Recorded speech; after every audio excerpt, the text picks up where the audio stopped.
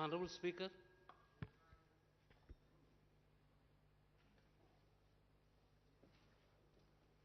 Please resume.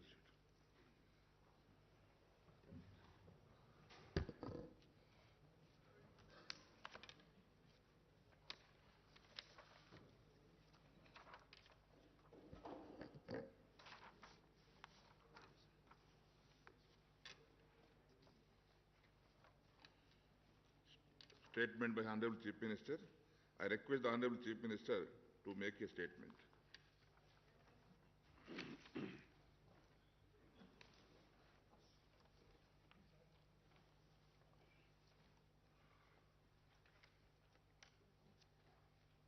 అధ్యక్ష,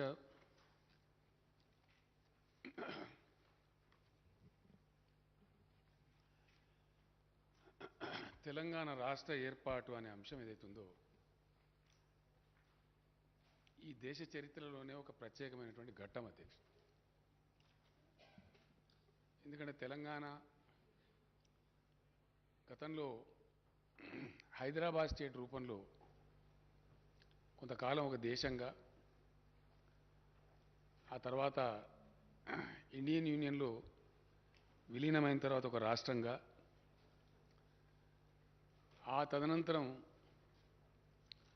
ఆంధ్రప్రదేశ్లో అంతర్భాగంగా ఉండే క్రమంలో నడిచినటువంటి అనేక ప్రత్యేక రాష్ట్ర ఉద్యమాలు, అందులో తమరు కూడా భాగస్వామి అధ్యక్ష. తమరు అప్పుడప్పుడు చర్చ సందర్భంగా చెప్తుంటారు. ఇంజనీరింగ్ విద్యార్థిగా మాసాప్ ట్యాంక్లో ఉంటూ నేను కూడా లాఠీ దెబ్బలు తిన్నా చంద్రశేఖర్ గారు అని చెప్పి నాతో మీరు 2-3 సార్లు తమరే అన్నారు అధ్యక్ష. 69లో జరిగిన మూమెంట్లో నేను కూడా 9th క్లాస్ కంప్లీట్ అయ్యి అప్పుడు 10th వచ్చి రిజర్వ్ పోలీసు వాళ్ళు కొట్టిన దెబ్బలు నేను కూడా పడ్డా అధ్యక్ష, ఆ సిద్దిపేట పట్టణంలో. అట్లా ఉద్యమాల పరంపర కూడా చాలా దశాబ్దాల తరబడి కొనసాగింది అధ్యక్ష. అంతులేని వివక్ష, అంతులేనటువంటి అన్యాయం జరిగి తెలంగాణ సమాజం చాలా నలిగిపోయింది అధ్యక్ష. ఒక విషయంలో కాదు, చివరికి 2014లో తెలంగాణ ఏర్పడే నాటికి మనమందరం కూడా ఆ క్షోభ బాధ అనుభవించిన వాళ్ళమే. ఆకలి చావులు, ఆత్మహత్యలు, లక్షల సంఖ్యలో వలసలు, మాకు రావాల్సిన ఉద్యోగ అవకాశాలు రావటం లేదని ఒక నిరాశలో, నిర్లిప్తతలో యువత తుపాకులు పట్టుకొని తీవ్రవాదులైన సందర్భాలు, అనేకమైనటువంటి బాధతో కూడినటువంటి ఒక వివక్షతో కూడినటువంటి సందర్భం మనం చూసినాం. ఆ సమయంలో తెలంగాణ రైతులను పూర్తిగా పాతాళలోకానికి తొక్కేసినటువంటి భయంకరమైనటువంటి ప్రపంచ బ్యాంకు ఆంక్షలని, విద్యుత్ సంస్కరణ అనే పేరిట అంతులేయకుండా 3 సంవత్సరాలు పెరుగుతాయని చెప్పి విద్యుత్ ఛార్జీలు పెరగటం. ఆ సందర్భంలో శాసనసభలో డిప్యూటీ స్పీకర్ హోదాలో ఉన్నటువంటి నేను, ఏదైతే అయింది ఇక తెలంగాణ ప్రజలకి ఇక రక్షణ లేదు, ఉమ్మడి రాష్ట్రంలో జరగదు న్యాయం అని చెప్పి పిడికెడు మందితో స్టార్ట్ చేసినాం అధ్యక్ష. సరే, ప్రజల దీవెన, భగవంతుని దయ, పోరాటంలో ఉన్నటువంటి న్యాయం, ప్రజల్లో ఉన్నటువంటి ఆర్తి ఫైనల్గా ఒక 14-15 సంవత్సరాల ఘర్షణ, సుదీర్ఘమైనటువంటి బ్యాటిల్ తర్వాత తెలంగాణ కూడా చాలా తెలివి చూపెట్టి ఆ 15 ఏళ్ళు ఉద్యమాన్ని నిలబెట్టి ముందుకు పోరాడింది కాబట్టి రాష్ట్రం సాకారమైంది అధ్యక్ష. రాష్ట్రం సాకారమైన తర్వాత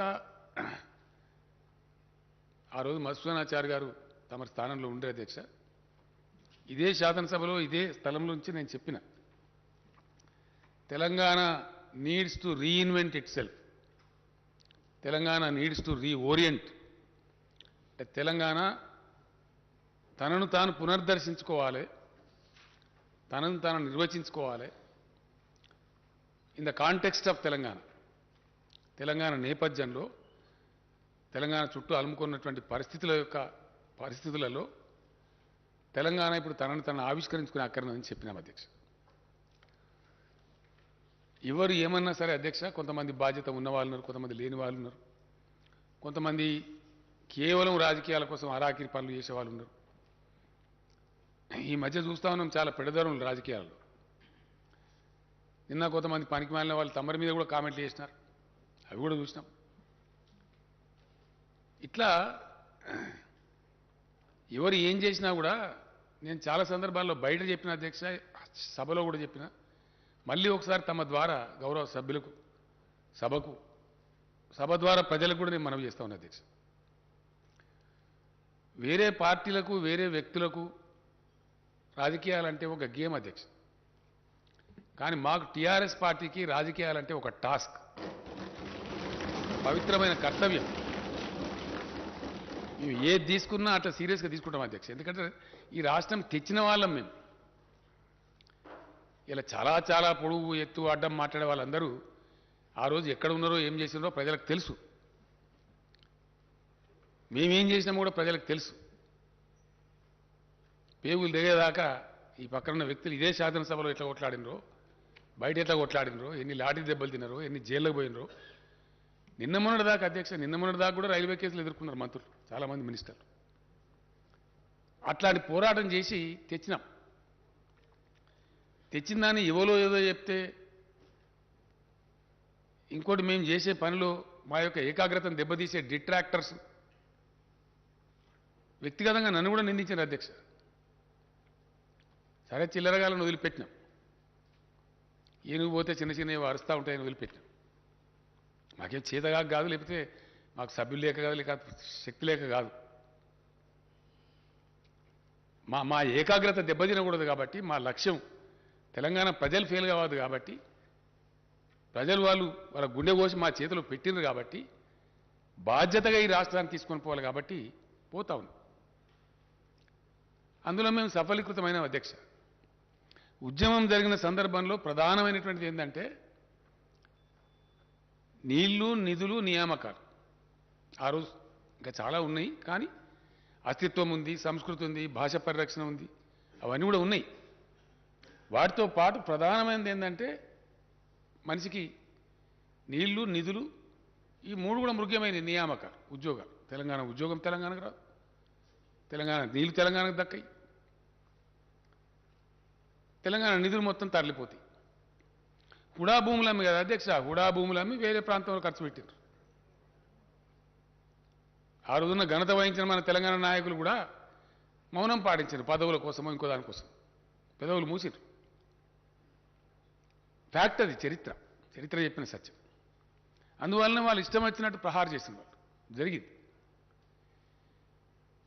3 విషయాలు ప్రధానంగా భాషా పరిరక్షణ జరిగింది అధ్యక్ష. ఇలా తెలంగాణ భాష పెడితేనే సినిమా హీరో క్లిక్ అవుతున్నాడు తెలుగు సినిమాలో.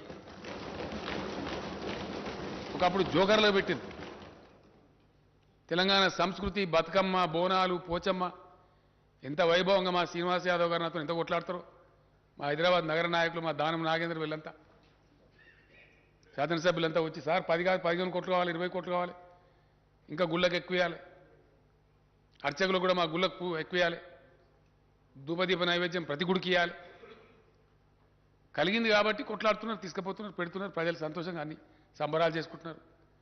అంటే తెలంగాణ భాష, సంస్కృతి, తెలంగాణ వైభవం, తెలంగాణ పండగలు ఎక్కడిది అధ్యక్ష అడిగితే మాట అనే దిక్కు. సేవాలాల్ మహారాజ్ జయంతిని అధికారికంగా జరుపుతున్నాం, సమ్మక్క సారక్క జయంతి జరుపుతున్నాం, ఎన్నో పండుగలు అధికారికంగా జరుపుతున్నాం బాజాప్తాగా. వాటిని రక్షించుకున్నాం. అట్లనే నీళ్ళ వాటర్ తెచ్చుకున్నాం అధ్యక్ష. ఎంత బ్రహ్మాండంగా తెచ్చుకున్నాం అంటే కొట్లాడుతున్నాం, ఇంకా కొట్లాడుతున్నాం, పోరాటం కంటిన్యూ అవుతుంది. బట్ ఇప్పటికే నేనే వాదించిన అధ్యక్ష, సమైక్య రాష్ట్ర ముఖ్యమంత్రులతో వేస్ట్ పోతున్నాయా గోదావరిలో నీళ్లు, మాకు ఇస్తేం బాయ్, వాళ్ళు ఇయ్యలే, మేము తెచ్చి చూపించినాం. ఇయ్యాల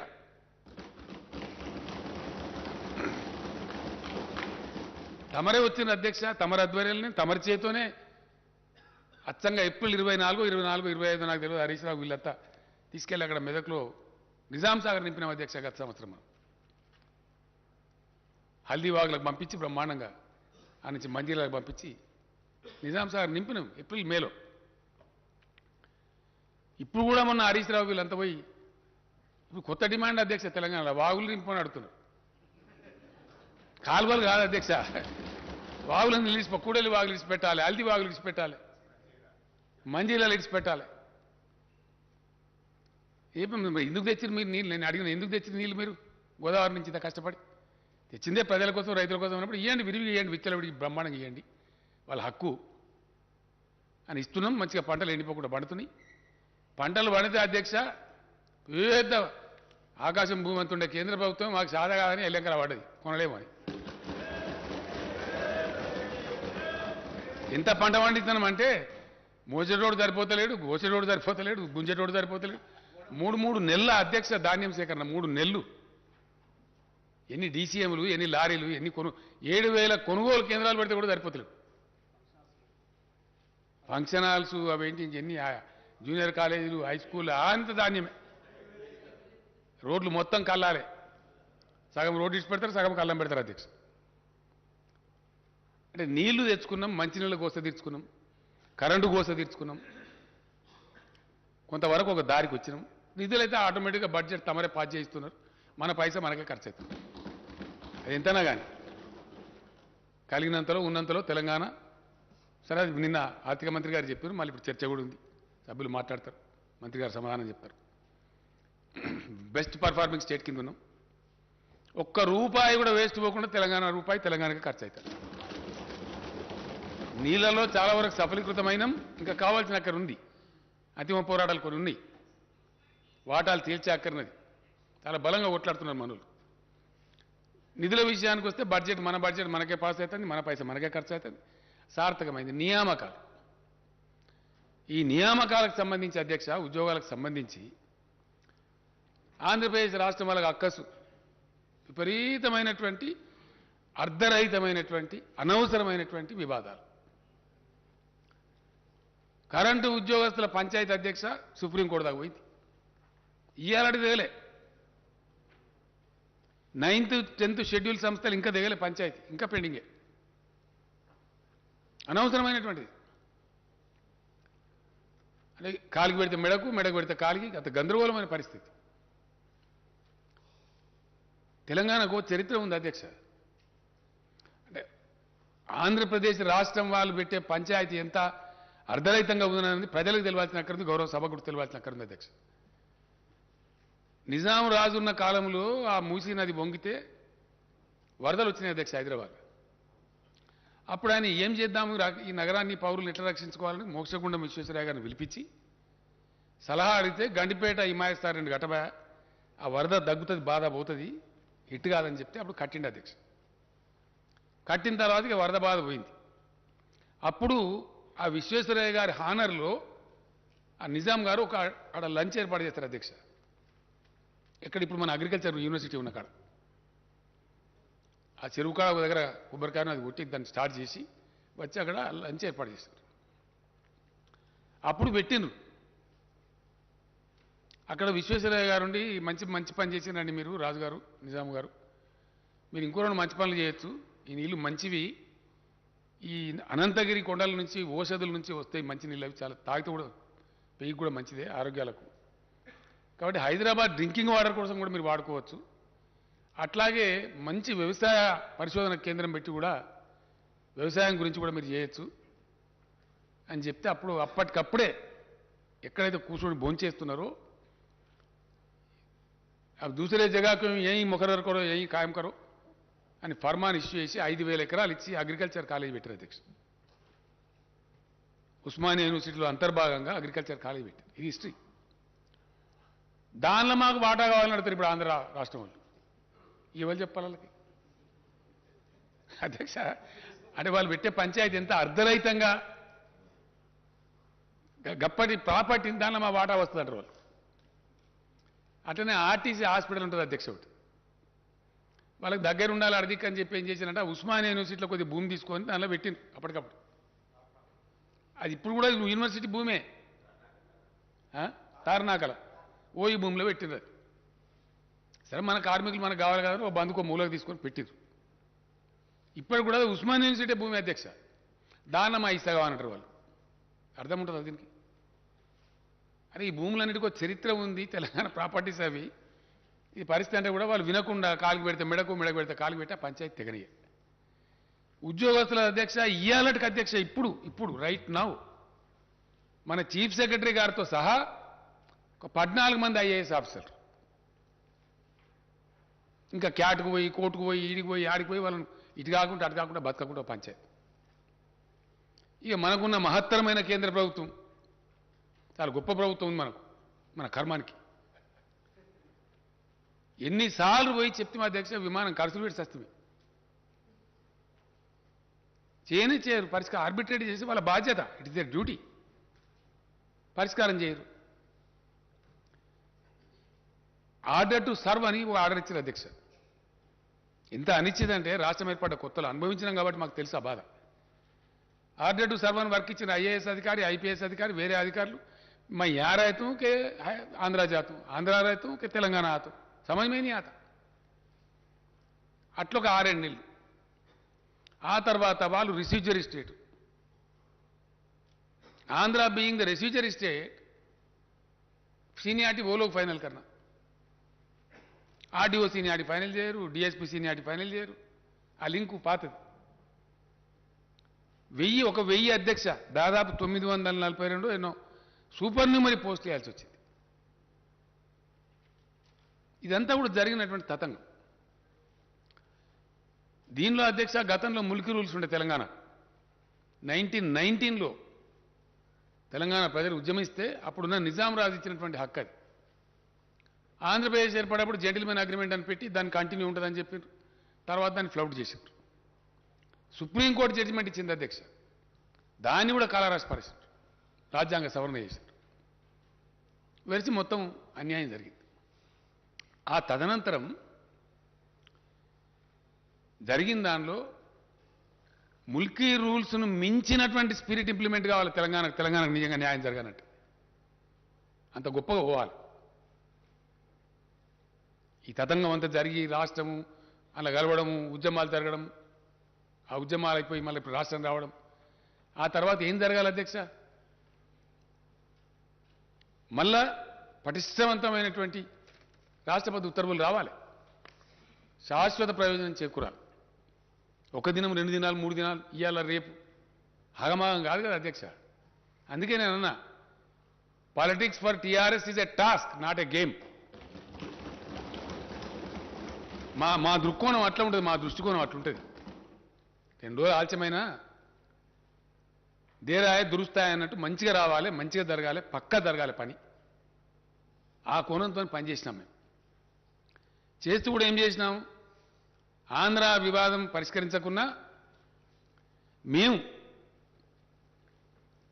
దాదాపుగా 1,12,000 కొత్త పోస్టులు మంజూరు చేసి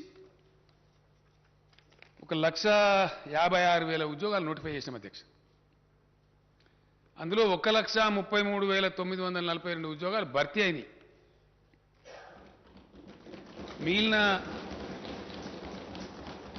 22,000 చిల్లర ఉద్యోగాలు ప్రాసెస్ నడుస్తూ ఉంది అది జరుగుతుంది అంటే అప్పుడు ఇచ్చినటువంటి 1,56,000 ఉద్యోగాల నోటిఫికేషన్ ఒకటి అధ్యక్ష ఆ తదనంతరం రాష్ట్రపతి ఉత్తర్వులు తీసుకురావడం పోతే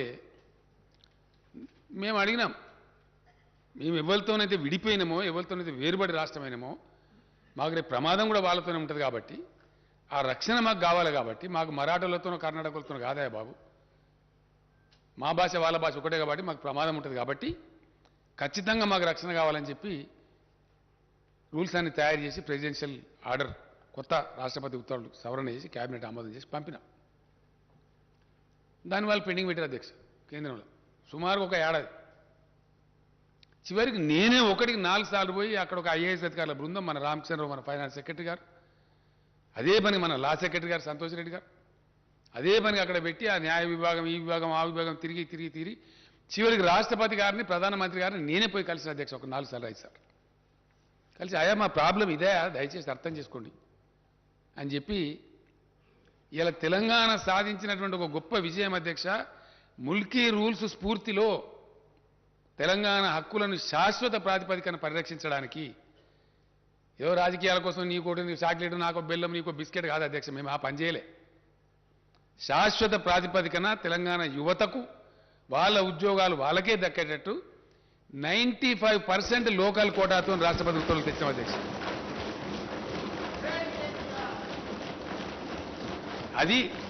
అది మేము చేసింది. 4 రోజులు ఆలస్యమైతే అయింది, కానీ శాశ్వతంగా ఈ కారణం నుంచి ఏ ఉద్యోగం వచ్చినా 95% ఎక్కడి నుంచి అధ్యక్ష? గతంలో స్టేట్ లెవెల్ పోస్ట్ అని పెట్టి మొత్తం కొట్టేశారు. ఇలా అటెండర్ పోస్ట్ నుంచి ఆర్డీఓ పోస్ట్ దాకా 95% లోకల్స్కే వస్తుంది. Only 5% non local. ఆ 5%లో కూడా మళ్ళీ 3%, 4%, 2% మనకే వస్తుంది అధ్యక్ష, ఓపెన్ కోటాలో. గతంలో ఏం చేసింది మోసం అంటే 20% నాన్ లోకల్ కోటా అని పెట్టిన అధ్యక్ష. అసలు నాన్ లోకల్ కోటా లేదు. నాన్ లోకల్ కోటా అని దాన్ని లోకల్స్కి అవకాశం ఇవ్వకుండా తెలంగాణ ఉద్యోగాలు కొట్టేసింది. రెసిడెన్షియల్ స్కూళ్ళు వగైరా ఇవన్నిటినీ అవి సొసైటీలని పేరు పెట్టి సొసైటీకి రాష్ట్రపతి ఉత్తర్వులు వర్తించవని అట్లా కూడా మోసం చేశారు. అన్ని కొట్టి పడేసాం అధ్యక్షకు. ఒక్క సెక్రటేరియట్కి, ఎందుకంటే సెక్రటేరియట్కు వివిధ సర్వీసుల నుంచి వివిధ ఫీడర్ల నుంచి మన తెలంగాణ ఉద్యోగుల్ని తీసుకుంటారు కాబట్టి అది ఒక్క బాడీ చిన్న తప్ప మిగతా అన్నీ కూడా 95% లోకల్ అధ్యక్ష. Only 5% open quota, non local. అందులో మన లోకల్స్ కంప్లీట్ చేయొచ్చు. అట్లా ఇంచుమించుగా 97, 98%, 99% కలిసి అయితే 100% మన పిల్లలకే ఉద్యోగాలు వచ్చేటట్టు ఏర్పాట్లు చేసినాం. ఈ ఆంధ్ర పెట్టే పంచాయతీ తెగడానికి నిన్న మొన్న దాకా తెగలేదు అధ్యక్ష. గత సంవత్సరం డిసెంబర్ కొద్ది రోజుల ముందు చివరికి ఆ 400-500 పోస్టులు పోలీసులు డిఎస్పీలు అయ్యి ఆర్డీఓలు అవన్నీ సూపర్ న్యూమరీ ఇచ్చిన తర్వాత ఆ సీనియార్ల పంచాయతీ కూడా తెగి వాళ్ళకి మనకు గవర్నమెంట్ ఉద్యోగస్తుల కాడికి అయింది. అయిన తర్వాత ఉత్తర్వులు, రాష్ట్రపతి ఉత్తర్వులు తీసుకొచ్చి వాటిని జారీ చేసి డిసెంబర్లో జీవోలు ఇచ్చినాం ఉద్యోగులను. ఎందుకంటే ఎప్పుడు తేలితే అధ్యక్ష ఖాళీలు కంప్లీట్గా పూర్తిస్థాయి అవగాహన ఖాళీల మీద రావాలంటే, రాష్ట్రపతి ఉత్తర్వులు కంప్లీట్ అమలు కావాలంటే ఎప్పుడు పాసిబుల్ అవుతుంది? ఉన్న ఉద్యోగస్తులు డివైడ్ కావాలి. కొత్త జోన్ల ప్రకారం, కొత్త డివిజన్ల ప్రకారం, కొత్త జిల్లాల ప్రకారం. జిల్లా క్యాడర్ జిల్లాకు, జోనల్ క్యాడర్ జోనాల్కు, మల్టీ జోనల్ అంటే స్టేట్ లెవెల్ పోస్ట్ మేము మల్టీ జోనల్ అంటున్నాం, మల్టీ జోనల్కు ఆ అలాట్మెంట్ చేసినారు. దాని మీద ఇష్యూ చేసిందే 317. ఇది అర్థం కాక అదేందో మేము ఉద్యోగుల వ్యతిరేకం పోయినామన్నట్టు కొంతమంది, కొన్ని పార్టీలు అది ఏం తోకదలో తల తెలియదు, బాధ్యత లేదు, నెత్తి లేదు, కత్తి లేదు, రోడ్ల మీద వాడి వీరంగాలు. సరే న్యాయస్థానాలకు పోయినారు, ఏదేది చేస్తారో అవన్నీ చేసారు. అప్పుడు మేము కఠినంగా దాన్ని ఇంప్లిమెంట్ చేసినాం. ఎందుకంటే పాపం బయట పిల్లలు మాకు ఉద్యోగం వస్తుంది కదా. గ్రూప్ 1 నోటిఫై చేయలేకపోయినాం, పంచాయతీ దగ్గర. గ్రూప్ 2 చేయలే, గ్రూప్ 3 చేయలే. ఇప్పుడు అన్నీ నోటిఫై చేయాలి సమగ్రంగా. కాబట్టి వేసి ఉన్నాం. మొన్న డిసెంబర్లో అలాట్మెంట్ చేసిన తర్వాత ఎక్కడో అక్కడ సర్దుకున్నారు. సరే ఫైనల్గా సార్ మాకు మ్యూచువల్ అవకాశం ఏంటి అంటే సార్ అది కూడా ఇచ్చిండ్రు. అది చీఫ్ సెక్రటరీ గారే స్వయంగా చూస్తున్నారు. వాళ్ళు అడిగిన సరే వాళ్ళు ఇష్టం ఉంటే పెట్టుకొని మనకు పోయేది ఏముందని ఇచ్చినాం. అయిపోయినాయి. ప్రమోషన్లు కూడా ఆల్మోస్ట్ అందరికి ఇచ్చేసినాం. ఒక టీచర్లో లేదో ఉందని చెప్పారు. అది కూడా నిన్న నేను చీఫ్ సెక్రటరీ గారికి ఆదేశం ఇచ్చిన, ఇమీడియట్ కంప్లీట్ చేయమని చెప్పి అయిపోయింది. ఫైనల్గా అధ్యక్ష, ఒక రాష్ట్రం కానీ ఒక దేశం కానీ ప్రగతి పథంలో అద్భుతాలు ఆవిష్కరించాలి, గొప్ప ఫలితాలు రాబట్టానంటే ప్రజాప్రతినిధులుగా ఉన్నటువంటి మనం కానీ, పొలిటికల్ బ్యూరోక్రసీ కానీ, అఫిషియల్ బ్యూరోక్రసీ కానీ సంతోషంగా ప్రేమతోని హ్యాండ్ ఇన్ హ్యాండ్ పనిచేయాలి, ప్రేమ భావకంతో పనిచేయాలి, చాలా గొప్పగా పనిచేయాలి. కాబట్టి వాళ్ళు కూడా మంచి సంతోషపూర్వకంగా ఉల్లాసంగా పనిచేస్తే చాలా మంచి ఫలితాలు వస్తాయి. ఆ ఫలితాలు మేము రాబట్టినాం అధ్యక్ష తెలంగాణలో. Yes, definitely we're a better administrating state, we're a better performing state. అందుకోసం రిజల్ట్స్ వచ్చినాయి 100%. వాటిగానే పెరుగుతుంది అధ్యక్ష. జిఎస్డిపి నోట్ల మాట ఎందుకో మహారాష్ట్ర పెరుగుతలేదు, ఇంకో పెద్ద డంబాచారం కూడా గుజరాత్ ఎందుకో పెరుగుతలేదు. ఎప్పుడో సెటిల్డ్ స్టేట్స్ అధ్యక్ష అవన్నీ. ఇలా తమిళనాడు, కర్ణాటక, మహారాష్ట్ర, గుజరాత్ గొప్ప manufacturing states, highly settled states. 40, 50, 60, 70 ఏళ్ళుగా రాష్ట్రాలుగా జీవిక కొనసాగిస్తున్న రాష్ట్రాలు. వాటన్నిటిని తోసిరాజని తెలదని ఇలా Telangana number 1 per capital GSDP. Yes, ఎవడో ఏదో ఆశామాచిగా రోడ్ల మీద మస్తుగా మాట్లాడదు అధ్యక్ష, దానికేమున్నది? ప్లాట్ఫామ్ స్పీచ్లు మేము కూడా కొట్టగలుగుతాం మస్తుగా. ఇది వాస్తవం కాదా? ఇన్ని మేము ఆంధ్ర సృష్టించే అర్ధరహితమైన వివాదాలు ఎదుర్కొంటూ నిష్క్రియాపరంగా వ్యవహరిస్తున్నటువంటి కేంద్ర ప్రభుత్వ నిర్లక్ష్య వైఖరి, తెలంగాణ వ్యతిరేక వైఖరిని కూడా భరిస్తూ ఇవన్నీ సాధించినాం అధ్యక్ష. ఎస్, డెఫినెట్గా సాధించినాం పాజిటివ్గా. ఇలా లోన్లీ స్టేట్ అధ్యక్ష, ఒకటే ఒక్క రాష్ట్రం తెలంగాణలో, ఏకైక రాష్ట్రం 24 గంటలు అన్ని రంగాలకు గంట బజాయించి క్లీన్ పవర్ ఇచ్చే రాష్ట్రం తెలంగాణ కాదా అధ్యక్ష? పెద్ద పెద్ద నోరు పెట్టుకొని మాట్లాడతారు చాలా మంది. రమ్మని, ఏ రాష్ట్రం ఇస్తారు రమ్మని మాట్లాడదాం. ఇండియాలో ఒక్క తెలంగాణ తప్ప ఉన్నదా ఇంకో రాష్ట్రం? ఇది మా ఘనత కాదా? దీన్ని ఒప్పుకునే సంస్కారం ఉండద్దా అధ్యక్ష? ఇట్లా చేసుకుంటూ వచ్చి ఉద్యోగస్తులది కూడా ఇప్పుడు కూడా తెగలే అధ్యక్ష. ఇంకా పంచాయతీ ప్రభుత్వ ఉద్యోగుల కాడికి తెగింది 9th షెడ్యూల్ 10th షెడ్యూల్ ఇంకా తెగలే. అది తెగితే ఆడో 20-30 వేలు వస్తాయి పాపం పిల్లలకు. తెగలేదని మేము ఊకోలేదు అధ్యక్ష. కరెంటు ఉద్యోగస్తులది విపరీతమైన పేచీలు పెట్టి పంచాయతీ పెడితే కూడా గత పాలకులు, సమైక్య పాలకులు ఒక పెద్ద ఘోరమైన అన్యాయం చేసిండ్రు. ఎలక్ట్రిసిటీ డిపార్ట్మెంట్లో పనిచేసిన పిల్లలకు సబ్ స్టేషన్ల కాడ పెట్టి వాళ్ళని అర్ధాకలతో చంపి నాశనం పట్టించారు వాళ్ళని. అట్లాంటి వాళ్ళకి ఎంతమందికి అధ్యక్ష మేము 22,722 మంది పిల్లలను ఎలక్ట్రిసిటీలో రెగ్యులరైజ్ చేసినాం. మేము వాళ్ళ కడుపు నుండి అన్నం పెడతా ఉన్నాం. అట్లని మేము ఊరుకోలే. 1.5 లక్ష పోస్టులు 1,55,000 నోటిఫై చేసినాం, 1,33,000 రిక్రూట్ చేసినాం, ఇంకో 20,000 ప్రాసెస్ జరుగుతూ ఉంది. అటు కరెంటు వాళ్ళ పిల్లలు ఉద్యోగస్తులను చేసినాం. అన్నిటిని మించి అధ్యక్ష, ఇది కూడా చరిత్ర, ఫ్యాక్ట్, అన్నిటిని మించి మేము ఎంప్లాయీ ఫ్రెండ్లీ గవర్నమెంట్ అని ప్రకటించుకున్నాం అధ్యక్ష. Yes, we are friendly. ఒక దుర్మార్గమైన విధానం సమైక్య పాలకులు చేసినారు. కాంట్రాక్ట్ ఉద్యోగం, కడుపు కొట్టే పని. కాంట్రాక్ట్ ఉద్యోగం అనేది వాడిని రాసి రంపానం పెట్టి ఆయన ఎక్కువ పని చేస్తాడు, అసలు తక్కువ పని చేస్తాడు అధ్యక్ష. అసలు ఉద్యోగం అంటే ఎక్కువ పని చేస్తాడు కానీ ఆయనకు జీతం సరిగ్గా, సౌకర్యం సరిగా ఉండదు. మేము దాన్ని రద్దు చేసినాం. కాంట్రాక్ట్ ఎంప్లాయీస్ అవసరం లేదు రాష్ట్రంలో అని చెప్పినాం. చాలా కొంతమంది పుణ్యాత్ములు పార్టీలే పోయినాయి అధ్యక్ష కోర్టు. తర్వాత మేము కూడా న్యాయ పోరాటం చేసినాం. నేను చదువుతున్నా స్టేట్మెంట్లో చెప్తా బాగా అఫిషియల్ చేసి గెలిచినాం. ఇట్లా మేము ఊరుకోలేదు అధ్యక్ష. నిజంగా హైయెస్ట్ పేడ్ ఎంప్లాయీస్ ఎవరి అలా ఇండియాలో తెలంగాణ ఎంప్లాయీస్. డెఫినెట్గా ఉద్యమ సందర్భంలో ఏ మాట అయితే మేము చెప్పినామో తెలంగాణ ధనిక రాష్ట్రం అవుతుంది, అయింది. Telangana employees highest paid employees ఉంటారు, పే చేస్తున్నాం. ఎస్ అధ్యక్ష, అన్నిటిని మించి ఇండియా మొత్తంలో ఏ కేంద్ర ప్రభుత్వం కానీ ఏ రాష్ట్రం కానీ చేయని విధంగా ఒక సంస్కారంతో చిన్న ఉద్యోగులకు కూడా న్యాయం జరగాలని చెప్పి 30% మొన్న పే రివిజన్ ఇస్తే వాళ్ళకు కూడా ఇచ్చినాం అధ్యక్ష. ప్రతి ఒక్కరికి ఇచ్చినాం.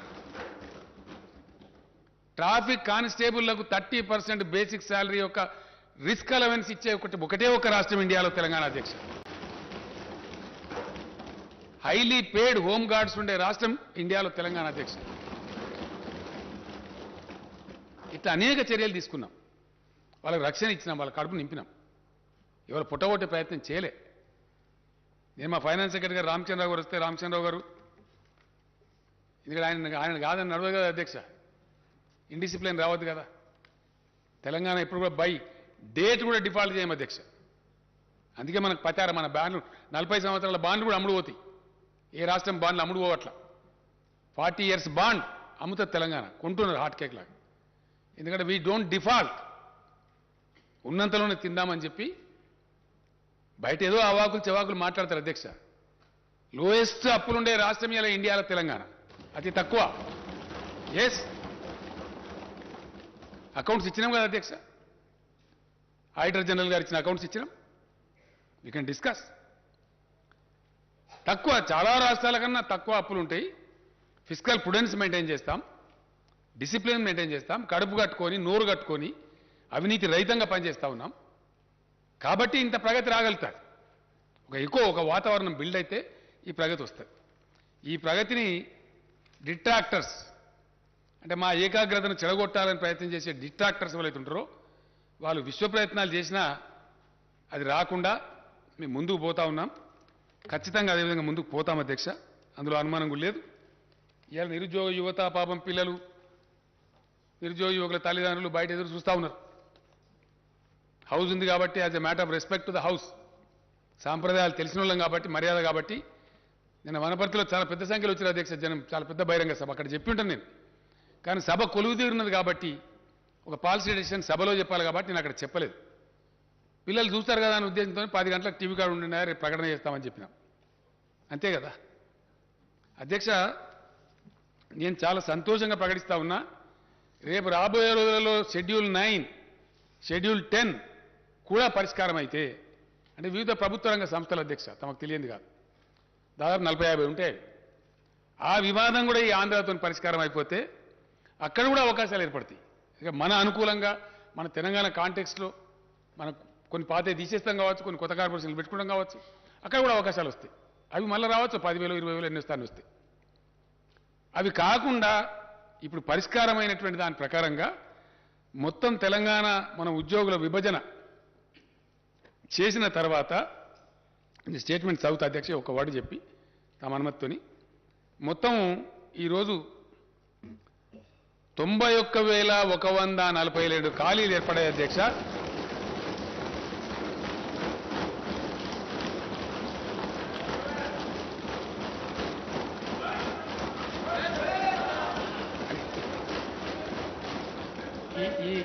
ఈ 91,142 ఉద్యోగాలకు ఈ రోజు నుంచే మొత్తం నోటిఫై చేసేస్తారు అధ్యక్ష, టుడే ఇట్ సెల్ఫ్.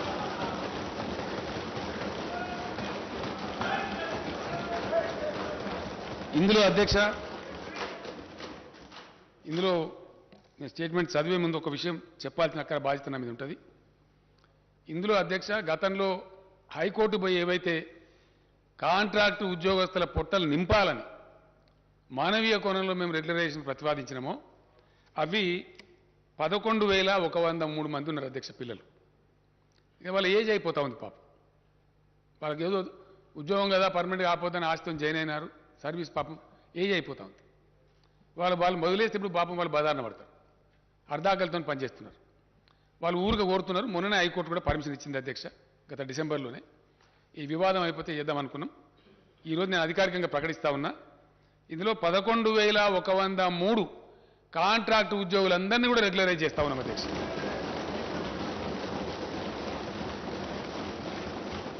మిగిలినటువంటి తమరు ప్రతిపాదించిన మన లెజిస్లేచర్ ఉద్యోగాలు కూడా ఉన్నాయి అధ్యక్ష, అది కూడా చెప్తే నేను డీటెయిల్స్ వస్తాయి. 80,039 ఉద్యోగాలకు తక్షణం ఈ రోజు నుంచే సంబంధిత శాఖలకు నోటిఫికేషన్లు ఇష్యూ అవుతాయి అధ్యక్ష. దీంట్లో విద్యాశాఖలోనే సుమారు 25 నుంచి 30,000 వస్తున్నాయి అధ్యక్ష. స్కూల్ ఎడ్యుకేషన్ కావచ్చు, హైయర్ ఎడ్యుకేషన్ కావచ్చు, యూనివర్సిటీలు కావచ్చు, ఎక్కడ ఖాళీ లేకుండా భర్తీ చేస్తా ఉన్నాం అధ్యక్ష. నేను తమ అనుమతితో స్టేట్మెంట్ చదువుతా సార్. అధ్యక్ష, తెలంగాణ పోరాట నినాదమే నీళ్లు, నిధులు, నియామకాలు. రాష్ట్రం ఏర్పడిన తర్వాత తెలంగాణ నిధులు తెలంగాణకే దక్కుతున్నాయి. తెలంగాణ అవసరాలకు తగినట్టుగా సాగునీటి ప్రాజెక్టులు నిర్మించుకుంటూ ఉన్నాం. నియామక ఇవ్వండి, వాళ్ళకి ఇవ్వలేదండి సరే.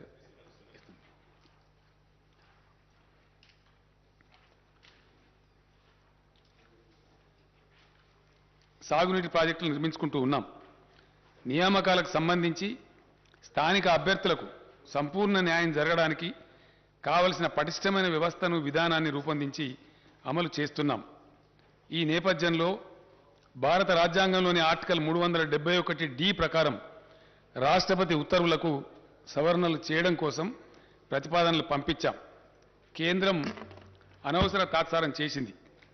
దీంతో నేనే స్వయంగా అనేక మార్లు ఢిల్లీకి వెళ్ళి గౌరవ ప్రధానమంత్రి గారిని, గౌరవ రాష్ట్రపతి గారిని కలిసి దీనికి ఉన్న ప్రాముఖ్యతను వివరించారు. దీనికోసమని ప్రత్యేకంగా అధికారుల బృందాన్ని ఢిల్లీలో పెట్టి ప్రభుత్వం నిరంతర ప్రయత్నం చేసింది. రాష్ట్ర ప్రభుత్వం చేసిన ప్రయత్నాల ఫలితంగా రాష్ట్రపతి ఉత్తర్వుల సవరణ సాధ్యమైంది.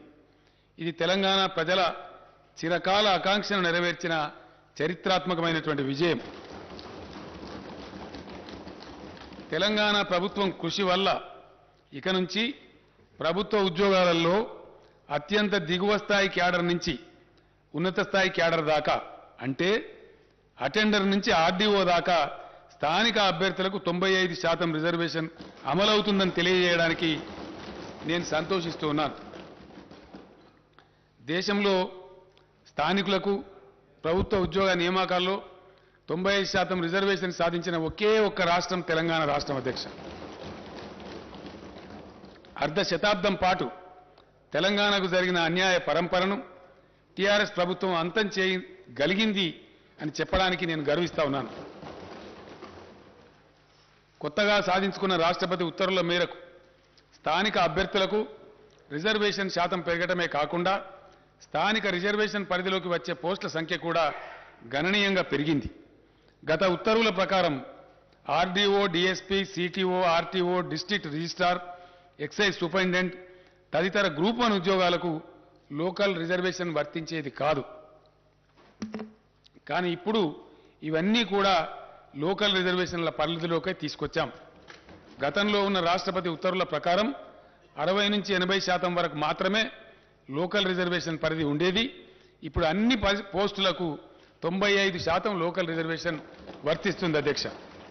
స్థానిక అభ్యర్థులు తమ స్వంత జిల్లా, స్వంత జోన్, మల్టీ జోన్లలో 95% రిజర్వేషన్ సౌకర్యాన్ని కలిగి ఉండడమే కాక ఇతర జిల్లాలు, జోన్లు, మల్టీ జోన్లలో 5% ఓపెన్ కోటాకు ఉద్యోగాలకు పోటీ పడవచ్చు. స్థానిక అభ్యర్థులు తమ జిల్లాలో జిల్లా క్యాడర్ పోస్టులకు, తమ జోన్లోని జోనల్ క్యాడర్ పోస్టులకు అర్హత కలిగి ఉంటారు. నిరుద్యోగ యువత ఆయా ఉద్యోగాలకు పోటీ పడటానికి గతం కన్నా ఎక్కువ అవకాశాలు లభిస్తాయని తెలియజేస్తున్నాను. 7 జోన్లు, 33 జిల్లాల వారీగా ఉద్యోగ నియామకాలు చేపట్టడం వల్ల రాష్ట్రంలోని మారుమూల ప్రాంతాల్లో ఉద్యోగ ఖాళీలు, సిబ్బంది కొరత వంటి సమస్యలు తీరుతాయి. కొత్త రాష్ట్రం ఆవిర్భావం అనేది భౌగోళిక విభజనతో పాటు ఉద్యోగులు, ఆస్తుల విభజనతో కూడుకున్న ప్రక్రియ. ప్రభుత్వ సంస్థలు మాత్రమే కాక ఆంధ్రప్రదేశ్ పునర్వ్యవస్థీకరణ చట్టంలోని 9, 10 షెడ్యూళ్ల కింద పేర్కొన్న ప్రభుత్వ పరిధిలోని వివిధ వాణిజ్య సంస్థలు, ఇతర సంస్థలకు చెందిన ఆస్తులు, ఉద్యోగాల విభజన కూడా ముడిపడి ఉంది. అయితే ఈ ప్రక్రియకు కేంద్ర ప్రభుత్వం ఆదేశాలతో సంబంధం ఉంది. ఆంధ్రప్రదేశ్ రాష్ట్రం సృష్టిస్తున్న అర్ధరహిత వివాదాలు, కాలికేస్తే మెడకు, మెడకేస్తే కాలికి వేసినట్టుండే దుర్మార్గ వైఖరి, దీనికి తోడు కేంద్ర ప్రభుత్వ బాధ్యత రాహిత్యం, నిర్లిప్తత వల్ల ఈ ప్రక్రియ ఇప్పటికీ ఇంకా పూర్తి కాలేదు. తెలంగాణ ప్రభుత్వం ఏర్పడిన తర్వాత తెలంగాణ కేంద్రంగా ప్రణాళికలను, విధానాలను రూపొందించుకున్నాం.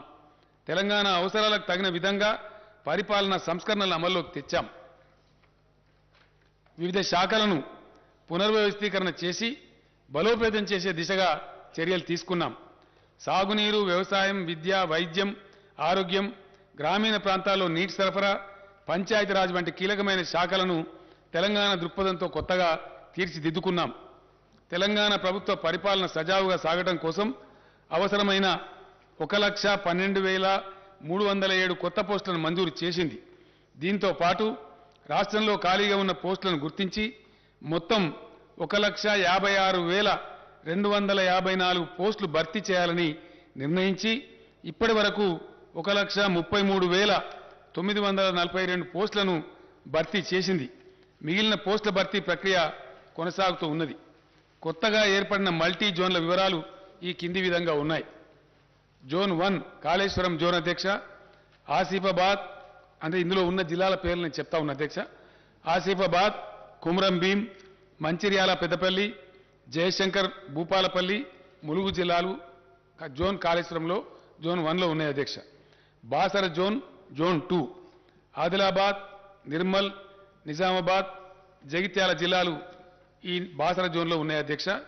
అదేవిధంగా వేములవాడ రాజన్న జోన్, కరీంనగర్, రాజన్న సిరిసిల్ల, సిద్దిపేట, మెదక్, కామారెడ్డి జిల్లాలు రాజన్న జోన్లో ఉన్నాయి అధ్యక్ష. భద్రాద్రి జోన్, కొత్తగూడెం భద్రాద్రి, ఖమ్మం, మహబూబాబాద్, వరంగల్, హన్మకొండ జిల్లాలు ఈ భద్రాద్రి జోన్లో ఉన్నాయి అధ్యక్ష. అదేవిధంగా జోన్ 5 యాదాద్రి జోన్, సూర్యాపేట, నల్లగొండ, యాదాద్రి భువనగిరి, జనగాం జిల్లాలు యాదాద్రి జోన్లో ఉన్నాయి అధ్యక్ష.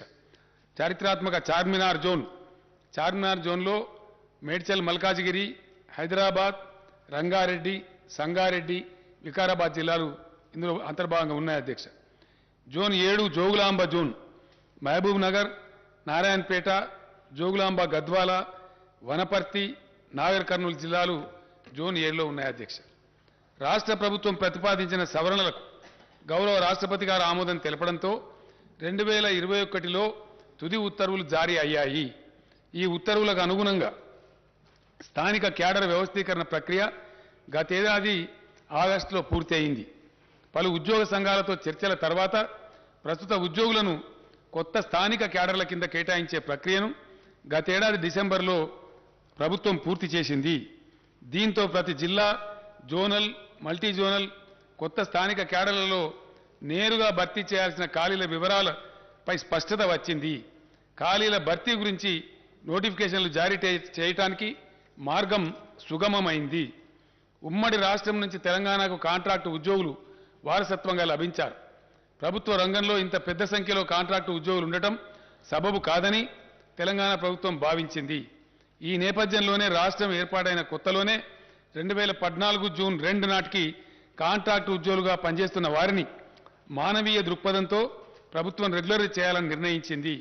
అయితే కొన్ని రాజకీయ పార్టీలు సంకుచిత మనస్తత్వంతో కోర్టులు కేసులు వేసిన నేపథ్యంలో హైకోర్టు జారీ చేసిన తాత్కాలిక ఉత్తర్వుల కారణంగా ఈ ప్రక్రియ మధ్యలో నిలిచిపోయింది. ప్రభుత్వం పట్టువిడవకుండా న్యాయ పోరాటం చేసింది. ప్రభుత్వ పోరాటం ఫలితంగా గతేడాది డిసెంబర్ 7న సంబంధిత రిట్ పిటిషన్లను కొట్టేస్తూ హైకోర్టు ఆదేశాలను వెలువరించింది. అవరోధాలన్నీ తొలగిపోయిన నేపథ్యంలో కాంట్రాక్టు ఉద్యోగుల సేవలను ప్రభుత్వం క్రమబద్ధీకరిస్తున్నది. అధ్యక్ష, ఇకపై రాష్ట్రంలో కాంట్రాక్టు పద్ధతిలో ఉద్యోగ నియామకాలు ఉండవు అని నేను స్పష్టంగా తెలియజేస్తూ ఉన్నాను. యూనివర్సిటీల్లో 2020 బోధన పోస్టులను, 2774 బోధనేతర పోస్టులను భర్తీ చేయాలని ప్రభుత్వం ప్రతిపాదించింది. దీంతో మొత్తం ప్రత్యక్ష నియామక ఖాళీలు 91,142గా ఉన్నాయని తేలింది. కాంట్రాక్టు ఉద్యోగుల రెగ్యులరైజేషన్ పోగా రాష్ట్రంలో నేరుగా నియామకం చేయాల్సిన ఖాళీల సంఖ్య 80,039గా ఉన్నట్టు తేలింది. ఈ పోస్టుల భర్తీని వెంటనే చేపట్టాలని ప్రభుత్వం నిర్ణయించిందనే శుభవార్తను రాష్ట్ర నిరుద్యోగ యువతకు నేను తెలియజేయడానికి సంతోషిస్తా ఉన్నాను. అధ్యక్ష, ఈ భర్తీ ప్రక్రియ వల్ల ఏటా సుమారు 7,000 కోట్ల రూపాయల అదనపు భారం రాష్ట్ర ఖజానాపై పడుతుంది. అయినా కూడా ప్రభుత్వం ఈ సాహసోపేత నిర్ణయాన్ని తీసుకుందని నేను తెలియజేస్తున్నాను. ఇక నుంచి అధ్యక్ష, ప్రభుత్వ ఉద్యోగంలో ఉండేటువంటి ఖాళీలు, వీటి మీద రకరకాల అపోహలు, ఇష్టం వచ్చిన స్టేట్మెంట్లు ఎవరు పడితే వాళ్ళు ఇవ్వటం ఎంత జరుగుతూ ఉంది. అదంతా కూడా తీసివేసి యువకులకు స్పష్టత ఉండడానికి, టోటల్ ట్రాన్స్పరెన్సీ తేవడానికి కొత్త పాలసీ తెస్తా ఉన్నాం. ఇక నుంచి ఖాళీలను ముందే గుర్తించి ప్రతి సంవత్సరం ఉద్యోగాల భర్తీ క్యాలెండర్ను ప్రకటించి పారదర్శకంగా నియామకాలు చేపట్టాలని ప్రభుత్వం నిర్ణయం తీసుకుంది. ఈ మేరకు అన్ని విభాగాలు తమ వద్ద ప్రతి సంవత్సరం ఏర్పడే ఖాళీల వివరాలను సిద్ధం చేస్తాయి. నోటిఫికేషన్ల జారీ కోసం ఆయా నియామక సంస్థలకు సమాచారం ఇస్తాయి. ఉద్యోగార్థులు అన్ని నియామక పరీక్షల్లో పోటీ పడేందుకు వీలుగా మధ్యలో తగిన వ్యవధి ఇస్తూ నోటిఫికేషన్లు విడుదల చేయాలని ప్రభుత్వం నిర్ణయించింది. పోలీస్ శాఖ వంటి యూనిఫామ్ సర్వీసులు మినహా ఇతర ప్రత్యక్ష నియామకాల్లో గరిష్ట వయో పరిమితిని 10 ఏళ్లకు పెంచాలని ప్రభుత్వం నిర్ణయించింది. దీనివల్ల మరింత మంది ఉద్యోగార్థులకు ప్రభుత్వం అవకాశం కల్పిస్తున్నది. ఈ నిర్ణయం వల్ల ఓసీలకు 44 సంవత్సరాలు, ఎస్సీ ఎస్టీ బీసీలకు 49 సంవత్సరాలకు, దివ్యాంగులకు 54 ఏళ్లకు గరిష్ట పరిమితి పెరుగుతుందని నేను సభకు తెలియజేస్తున్నాను. స్థానిక క్యాడర్ విభాగాల వారీగా ఈ పోస్టుల వివరాలు కింది విధంగా ఉన్నాయి. అధ్యక్ష, దీని ద్వారా వచ్చే result and vacancies group 1 category అధ్యక్ష, దానిలో దాదాపు 16 నుంచి 20 వరకు కేటగిరీలు ఉన్నాయి. ఆర్డీఓ, డిఎస్పీ, ఆర్టీఓ, సిటీఓ వగైరా ఉంటాయి. అందరికి సభ వారికి తెలిసిందే. అందులో గ్రూప్ 1 కింద 503 పోస్టులను ఇమీడియట్గా నోటిఫై చేస్తా ఉన్నారు. గ్రూప్ 2 కింద 582 పోస్టులను ఇమీడియట్గా నోటిఫై చేస్తారు అధ్యక్ష. గ్రూప్ 3 కింద 1373 పోస్టులు ఉన్నాయి అధ్యక్ష. గ్రూప్ 4 కింద 9168 పోస్టులు ఉన్నాయి అధ్యక్ష. అదేవిధంగా జిల్లాలలో జిల్లా క్యాడర్గా ఉంటాయి అధ్యక్ష. దీనిలో నేను మనవి చేస్తా ఉంది ఏంటంటే గౌరవ సభ్యులకు గతంలో ఈ అవకాశం ఉండేది కాదు అధ్యక్ష. మారుమూల ప్రాంతాల ఉద్యోగాలు కొద్దిగా తెలివైన వాళ్ళు కొట్టేసేవాళ్ళు.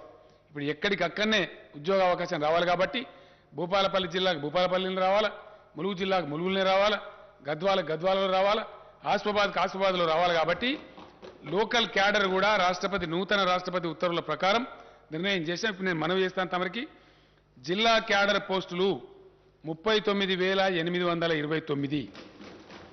ఇవి ఏ జిల్లాకు ఆ జిల్లానే వస్తాయి అధ్యక్ష. నేను వివరాలు చెప్తాను. జోనల్ పోస్టులు ఇందాక నేను చదివినటువంటి 7 జోన్లలో ఉన్నటువంటి పోస్టులు ఆ జోన్ వాళ్ళకి చెందుతాయి. 18,866 ఉద్యోగాలు. మల్టీ జోనల్ పోస్టులు 13,170. విశ్వవిద్యాలయాలు, సచివాలయం, హెచ్ఓడీలు వగైరా కలిపి 8,147 ఉద్యోగాలు. అధ్యక్ష, జిల్లాల వారీగా అంటే ఏ జిల్లాకు ఆ జిల్లాకే తక్షణం లభించే ఉద్యోగాల సంఖ్య ఎక్కడ వాళ్ళకి అక్కడనే వస్తుంది అధ్యక్ష. అక్కడనే నియామక ఉత్తర్వులు ఇస్తారు. హైదరాబాద్ 5,268, నిజామాబాద్ 1,976, మేడ్చల్ మల్కాజ్గిరి 1,769 మంది, రంగారెడ్డి 1,561, కరీంనగర్ 1,465, నల్లగొండ 1,398, కామారెడ్డి 1,340, ఖమ్మం 1,340, భద్రాద్రి కొత్తగూడెం 1,316, నాగర్ కర్నూలు జిల్లా 1,257, సంగారెడ్డి జిల్లా 1,243, మహబూబ్ నగర్ జిల్లా 1,213, ఆదిలాబాద్ జిల్లా 1,193, సిద్దిపేట జిల్లా 1,178, మహబూబాబాద్ జిల్లా 1,172, హనుమకొండ జిల్లా 1,157, మెదక్ జిల్లా 1,149, జగిత్యాల జిల్లా 1,063, మంచిర్యాల జిల్లా 1,025, యాదాద్రి భువనగిరి 1,010, జయశంకర్ భూపాలపల్లి 918, నిర్మల్ జిల్లా 876, వరంగల్ జిల్లా 842, కొమరంభీం ఆసిఫాబాద్ 825, పెద్దపల్లి జిల్లా 800, జనగామ జిల్లా 760, నారాయణపేట జిల్లా 741, వికారాబాద్ జిల్లా 738, సూర్యాపేట జిల్లా 719, ములుగు జిల్లా 696, జోగులాంబ గద్వాల 662, రాజన్న సిరిసిల్ల 601, వనపర్తి జిల్లా 556, మొత్తం 39,829 అధ్యక్ష. డైరెక్ట్ రిక్రూట్మెంట్ వేకెన్సీలు జోన్ వారీగా అధ్యక్ష, అంటే జోనల్ పోస్టులు. Zone 1 Kaleshwaram 1,630, zone 2 Basara 2,328, zone 3 Rajanna 2,403, zone 4 Bhadradri 2,858, zone 5 Yadadri 2,160, zone 6 Charminar 5,297, zone 7 Jogulamba 2,190, మొత్తం 18,866 అధ్యక్ష. దీంతో పాటు మల్టీ జోనల్ పోస్ట్ ఇందాక నేను మనవి చేసినటువంటి ఆర్డీఓ, డిఎస్పీ వగైరా అధ్యక్ష ఒక 15-20 కేటగిరీలు ఉన్నాయి. దాంట్లో సిటీఓ, ఆర్టీఓ ఇవన్నీ కూడా ఉంటాయి. ఎక్సైజ్ సూపరింటెండెంట్, డైరెక్ట్ రిక్రూట్మెంట్ అధ్యక్ష. ఇవి multi zone 1 6,800, multi zone 2 6,370, multi zone మొత్తం కలిపి 13,170. ఈ విధంగా ఈ వేకెన్సీలు కూడా ఇమ్మీడియట్ నోటిఫై చేస్తారు అధ్యక్ష. దీని తర్వాత డిపార్ట్మెంట్ వారీగా నేను మనవి చేస్తా ఉన్నా స్టేట్ వైడ్గా. హోంశాఖలో 18,334, సెకండరీ ఎడ్యుకేషన్ అంటే టీచర్ పోస్టులు వగైరా ఉంటాయి అధ్యక్ష 13,086, హెల్త్ మెడికల్ ఫ్యామిలీ వెల్ఫేర్లో 12,755, హయ్యర్ ఎడ్యుకేషన్ అగైన్ ఎడ్యుకేషన్ అధ్యక్ష అంటే కాలేజ్ ఎడ్యుకేషన్లో 7,878, బీసీల సంక్షేమం 4,311, రెవెన్యూ డిపార్ట్మెంట్ అంటే నూతనంగా ఏర్పడ్డ మండలాలు, డివిజన్లు, జిల్లాల వారీగా పోస్టుల భర్తీ అధ్యక్ష. Revenue department 3,560, scheduled caste development department 2,879, irrigation మరియు కమాండ్ ఏరియా డెవలప్మెంట్ 2692, ట్రైబల్ వెల్ఫేర్లో 2399, మైనార్టీ వెల్ఫేర్లో 1825, environment forest and technology 1598, Panchayati Raj మరియు రూరల్ డెవలప్మెంట్లో 1455, లేబర్ మరియు ఎంప్లాయ్మెంట్ 1221, ఫైనాన్స్ డిపార్ట్మెంట్లో 1146, మహిళలు పిల్లలు అంటే మహిళా శిశు సంక్షేమం, హ్యాండిక్యాప్డ్ అండ్ సీనియర్ సిటిజన్స్ డిపార్ట్మెంట్లో 895, మున్సిపల్ అడ్మినిస్ట్రేషన్లో 859, అగ్రికల్చర్ మరియు కోఆపరేషన్లో 801, ట్రాన్స్పోర్ట్ రోడ్ బిల్డింగ్స్లో 563, న్యాయశాఖలో 386, ఎనిమల్ హస్బెండరీలో 353, జీఐడీలో 343, ఇండస్ట్రీస్ డిపార్ట్మెంట్లో 233, యూత్ టూరిజంలో 184, ప్లానింగ్ డిపార్ట్మెంట్లో 136, సివిల్ సప్లైస్ డిపార్ట్మెంట్లో 106, లెజిస్లేచర్లో అధ్యక్ష మన శాసనసభలో 25, ఎనర్జీలో అంటే పవర్ డిపార్ట్మెంట్లో 16, మొత్తం కలిపి 80,039 ఉద్యోగాలు వెంటనే తక్షణమే నోటిఫికేషన్లు విడుదల చేసి రిక్రూట్మెంట్ ప్రక్రియ మొదలవుతుందని చెప్పి సభ ద్వారా గౌరవ సభ్యులకు తమ ద్వారా గౌరవ సభ్యులకు సభకు తద్వారా రాష్ట్ర ప్రజానీకానికి తెలియజేస్తున్న అధ్యక్ష. ధన్యవాదాలు తెలియజేస్తున్నాను.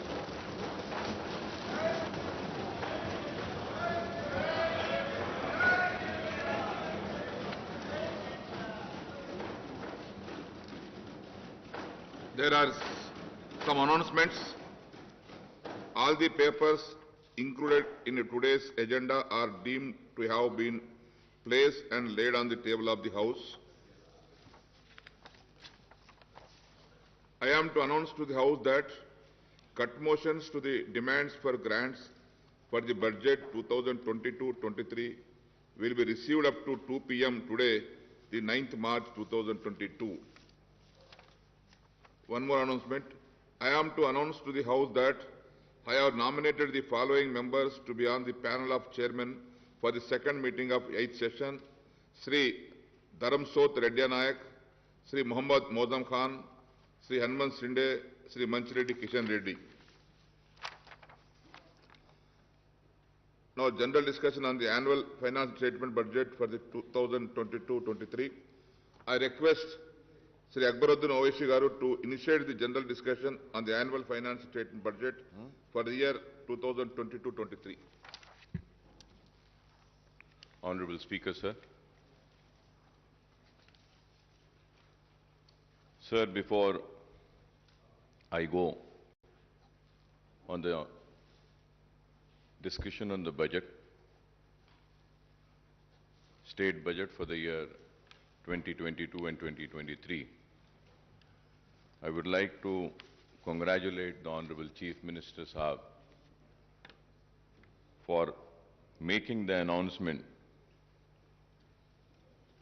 for the recruitment in the government department. बहुत देर से ये मुतालबा था और आज चीफ मिनिस्टर साहब ने इस ऐवान के जरिए रियासत की आवाम में एक खुशी की लहर दौड़ा दी कि इतने सारे तकर्रुरात का ऐलान किया, ना सिर्फ वैकेंसीज को फिल करने का ऐलान किया बल्कि उसके साथ ही साथ ये भी ऐलान किया कि जितने भी जो लोग काम कर रहे थे कॉन्ट्रैक्ट बेसिस पे उनको भी रेगुलर करेंगे और सालाना हर वैकेंसी जब भी आएगी उसको पुर किया जाएगा। ये काबिल मुबारकबाद इक़दाम है जिसके लिए मैं अपनी पार्टी की जानिब से चीफ मिनिस्टर साहब को, रियासती हुकूमत को दिल की गहराइयों से मुबारकबाद देता हूं। Sir, now going ahead with the discussion on the state budget for the year 2022 and 2023. Sir, I congratulate the Finance Minister, Janab Harish Rao Sahab, for presenting the next year budget with a record outlay of 2.57 crores. I also compliment Harish Rao Sahab for making a marathon budget speech for over 2 hours. However, I would like to say that this budget speech is very significant for two reasons. He has given a detailed account of the spectacular progress achieved by the Telangana state in the last 7 years since 2014. He has also pointed out clearly that this progress was made without any contribution of the central government and despite some hurdles created by those in power in Delhi. One could imagine what more Telangana state would have achieved if the powers that be in Delhi were responsive to its needs and demands. I don't want to repeat what the Finance Minister Saab had stated about the discrimination suffered by the Telangana state at the hands of the Delhi rulers. I strongly condemn the discriminatory attitude of the centre against Telangana state. In the recent past, the central government has tried to snatch away the power of the state through several legislation and actions. Even in the next year's union budget, no justice was done to Telangana state. None of our irrigation projects have been given national status, and not a single rupee was sanctioned by the central government for these projects. So right from 2014, when the first Telangana budget was presented in this House, we have been cautioning that the central government is denying its due share to the state in the devolution funds. I have been repeatedly stating this, sir. Sir, we have also been cautioning that the 14th and the 15th Finance Commission have not done justice to the state, which requires special assistance for its faster development. So we have also made it very clear when the demonetization was announced, it was me and my party which has opposed the demonetization, and the demonetization has resulted in derailing the country's economy. The demonetization was responsible for the closure of many small-scale industries. The demonetization was responsible for snatching away the livelihoods of the poorest of the poor people. The demonetization has totally failed, I would say. The derailing of the economy had started from the day when the demonetization had come. We have also, me and myself, stood here in this House and had opposed the GST. And we know that the GST has also been a major cause for derailing the economy, responsible for closure of many industries, small-scale industries, taking away the livelihoods of the poor people. So GST had to be discussed more further without a total discussion and taking into account the real reasons as to why the GST was opposed by my party. We have already spoken about it, but I would say that all these are the reasons why the economy of the country was derailed. All our apprehensions have come true, and we have a situation where the state share of divisible pool of central taxes has decreased and the grant in aid also falling steeply. मैं ये भी बात जरूर कहूंगा कि मजलिस इत्तेहाद अल मुस्लिमीन मुसलसल मरकजी हुकूमत की नाकामियों पर रियासती हुकूमत को बार बार मुतवज्जो कराती रही, बार बार आगाह कराती रही और बोलती रही कि आपकी ये खुर्बत रियासत के लिए नुकसानदेह साबित होगी। देरी सही, लेकिन आज हम देखते हैं कि रियासती हुकूमत आज मरकजी हुकूमत के इक़दामात के खिलाफ शिद्दत के साथ आज उससे इख्तिलाफ कर रही है और अपनी नाराजगी का इजहार कर रही है। तो आखिर मजलिस इत्तेहाद अल मुस्लिमीन की बात और उसकी पॉलिसी सही साबित हुई कि रियासती हुकूमत से को नुकसान पहुंचा मरकजी हुकूमत की खुर्बत के जरिए। Sir, for instance the state share of central taxes has come down from rupees 15.987 crores in 2019 and 20 to rupees 7,589 crores in the first 10 months of the current financial year to 2021-2022 as per the CAG accounts. Similarly, the grant in aid for the center has decreased from 11,598 crores in 2019 and 20 to rupees 7,303 crores in the first 10 months of 2021 and 2022, sir. Hence, that state's share of central taxes and central grants in aid together total rupees 27,587 crores in 2019 and 20. And this has come down to just rupees 14,892 crores in the 10 months of 2021 and 2022, sir.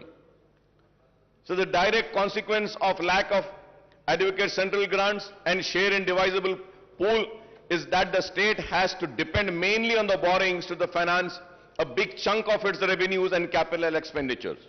At the same time, GSDP has more than doubled from 4.51 lakh crores in 2013-14 to rupees 11.55 lakh crores in the year 2021-22, sir. Moreover, the state has recorded positive growth in the last 2 years despite the impact of COVID, even as other states had registered negative growth.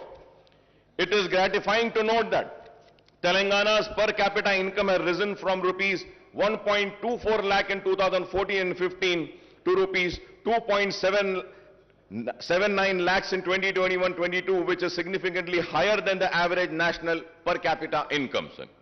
Coming to the state budget estimates for the next financial year, the finance minister has projected total revenue and expenditure of rupees 2.57 lakhs crores. The revised estimate for the current year is rupees 2.10 lakh crore as against the budget estimate of rupees 2.30 lakh crores, sir. Honorable Speaker, sir, as per the CAG Telangana accounts, at a glance for the current financial year at the end of January 2022, the total receipts are rupees 1.43 lakh crores and total expenditure is rupees 1.37 lakh crores. The receipt include huge borrowings of rupees 44,366 crores, sir. I must admit that the successive finance ministers of Telangana are incorrigible optimistic. Every time they present the state budget, they come up with a very impressive estimates, but the actual receipts and expenditure indicates a massive shortfall after year. Not only the estimates of the share of central taxes and the grant in aid are on a higher side every time, but the estimate of state-owned taxes revenue and non-tax revenues are projected beyond capacity of the revenue earnings department, sir. Let us take the figures of the current year's budget estimate and the actual for the last 10 months, sir. Sir, if we have to see the figures of the last 10 years, sir, the state-owned revenues are estimated at rupees 98,179 crores, but the actual receipts in 10 months are only 77,789 crores, that is 79% of the estimates. Similarly, the state non-tax revenues are projected at rupees 30,577 crores, but the actual receipts are 5,600 crores, that is 18% of the estimates. The state's own tax and non-tax revenues together were estimated at rupees 1,28,756 crores, but the actual receipt in 10 months amount to rupees 83,389 crores.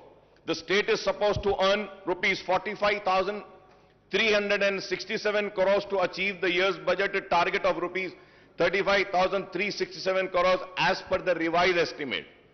Honorable Speaker, sir, I don't think that the revenue earnings departments can perform miracles and achieve 10% target before the financial year, which closes at March 31st.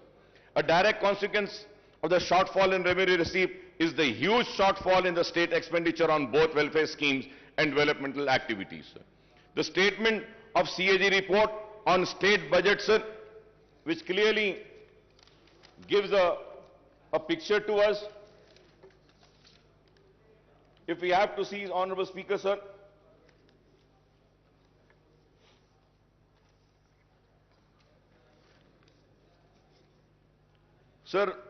further going ahead with the rising debt, sir,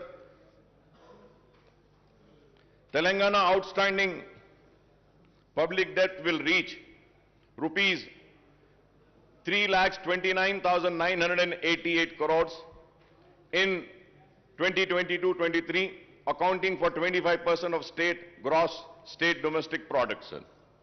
Sir, Honorable Speaker, sir, going further ahead, In the year 2019 and 20, the outstanding public debt stood at rupees 2,05,858 crores. Thus, the next year outstanding debt represents a massive increase of rupees 1,24,130 crores on the outstanding debt in 2019 and 20. The outstanding debt share of GSDP is set to increase to 25% from 22%, sir. Interest payment on loan will increase from rupees 17,000. This is a very important point, sir. Interest payment on loan will increase from rupees 17,584 crores in 2021-22 to rupees 18,911 crores in 2020 to 2023, and the debt repayment of principal amount will also increase from 6,460 in 2021-22 to rupees 8,336 crores in the year 2022-23. Sir, we may say that raising a loan is acceptable, but it should only be used for capital expenditure. Sir, I may point out that the actual debt component will be much higher than the projected figures. So the loan raised by the various corporations and bodies, including the Greater Hyderabad Municipal Corporation, are not shown in these figures, but these should also be considered outstanding debts because the state government stand guarantees to these loans. The loan amount should be spent on infrastructure project rather than welfare schemes, Honorable Speaker, sir. And I hope that when Honorable Finance Minister would reply, he would also give me the details of the loans raised by various corporations. Honorable Speaker, sir, as per the CAG report, budget allocated and actual revenues and expenditure, if we have to see, sir, for the financial year 2021, the budget estimate was 2,21,686.54.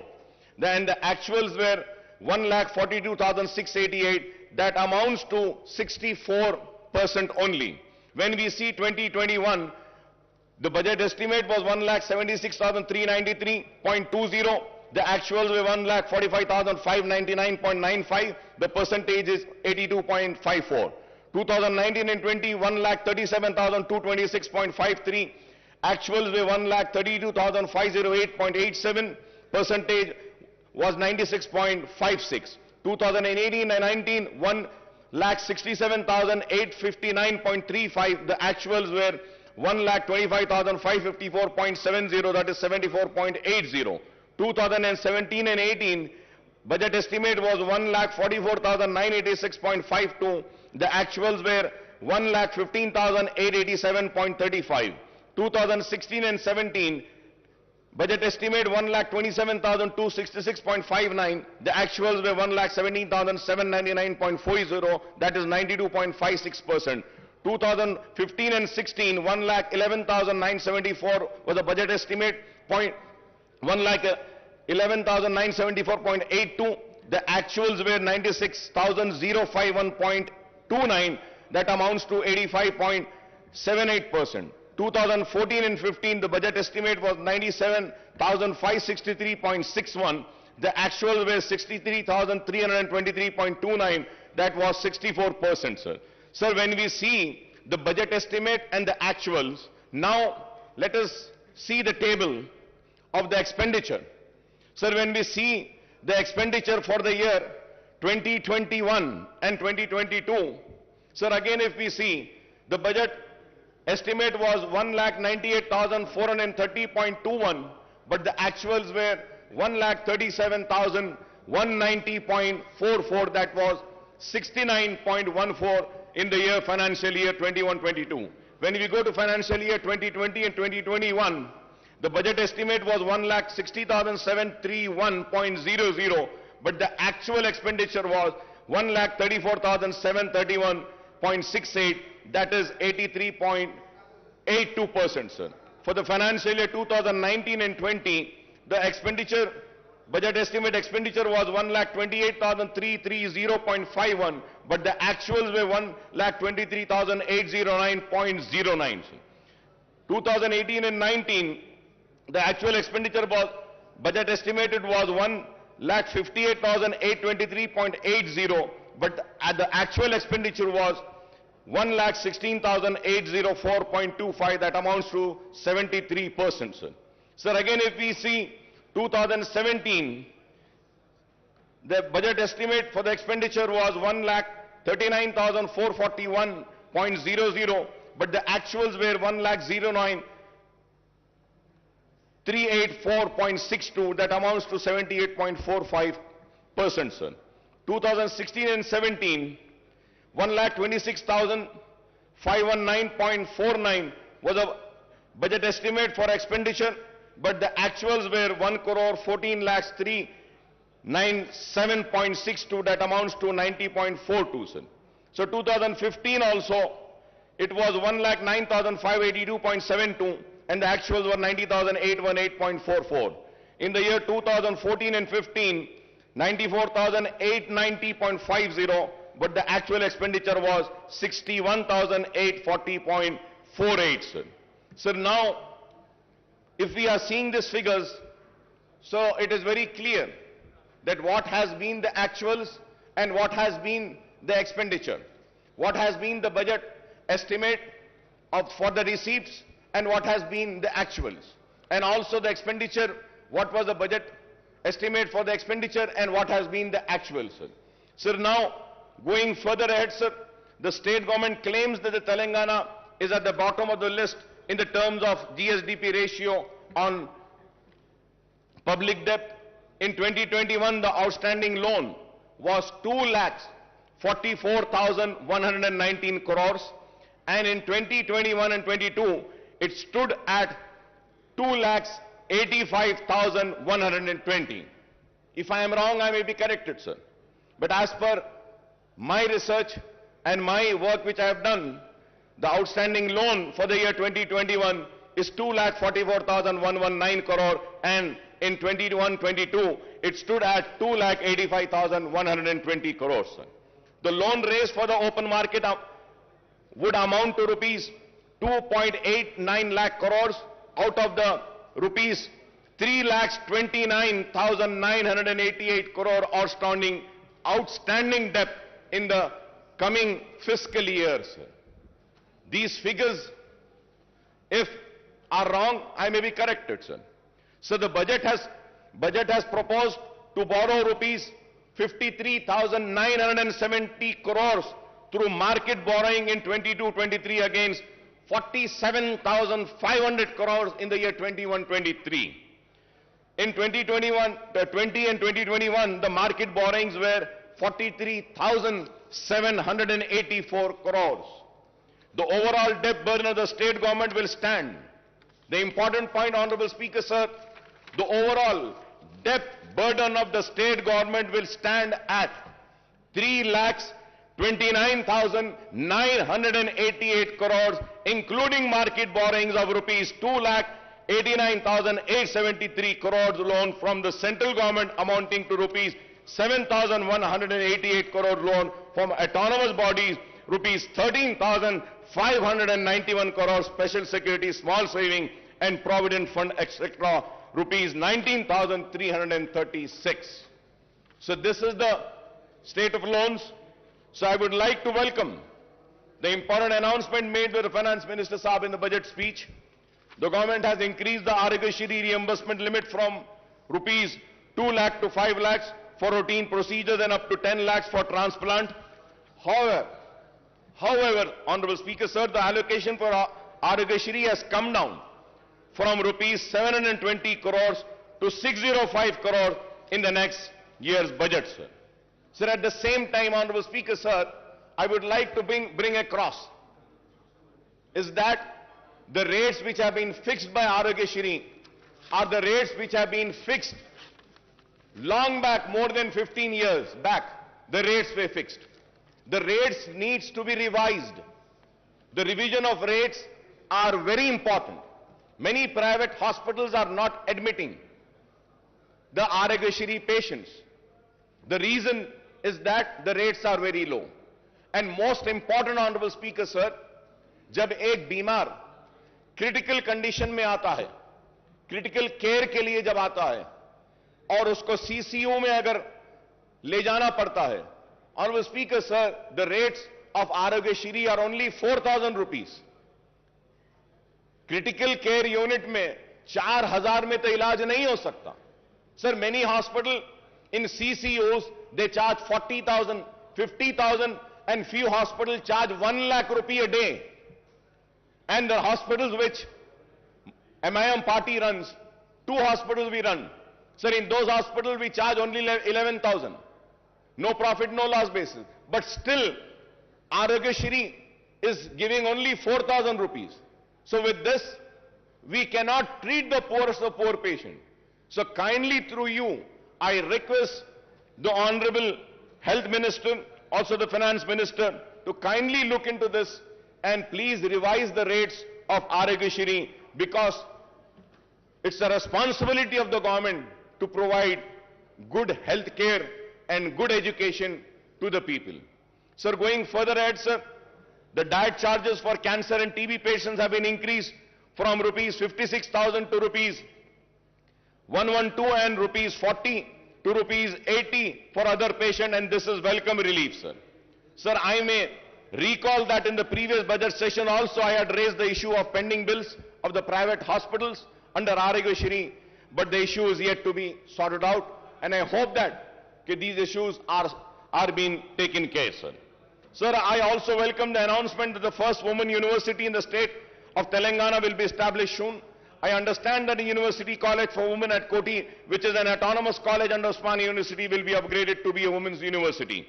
I may also recall that there are huge numbers of vacancies and professors and associate and assistant professors in all the state universities, including specialized universities, including agriculture, horticulture, veterinary, and technological universities. Sir, there are vacancies of lecturers also in government degree, polytechnic, and junior colleges. There are vacancies of lecturers also in the government degree in polytechnic and junior colleges. I request the government to take an early decision on the issue of raising the retirement age of the university faculty in all state and specialized universities to 65 years on par with the faculty of medical college, sir. Sir, I request the government to decide on the organization to take up the recruitment of the university faculty and the government lecturers, that is whether it should be done by Telangana State Public Service Commission or Telangana State Council for Higher Education, or a new recruitment board to be constituted. Well, now we have announced that we are going to fill up all the vacancies. This is very important, sir. This is very important. I request the government to decide on the organization to take up the recruitment of the university faculty and the government lecturers, that is whether it should be done by Telangana State Public Service Commission or State Council of Higher Education, or a new recruitment board to be constituted, sir. So I repeated this point because it's very important. After the announcement made today by the Honorable Chief Minister Saab, sir, after a gap of 3 years, the government has decided to implement the lowered age limit of Asra pension from 65 years to 57 years. Sir, I may point out that as many as 3.3 lakh applications with the earlier age limit are pending, and 7.80 lakh new applications have been received after reduction in the age limit. So I would like to also say that almost 11.10 lakh applications have to be cleared immediately to disburse the old age pension from new financial year commencing on 1st of April, sir. Sir, in the last 7.5 years, the government has spent 46,650 crores on Asra pension, and the number of beneficiaries have gone up to 38.41, sir. I would like to congratulate the government for this Asra pension, sir.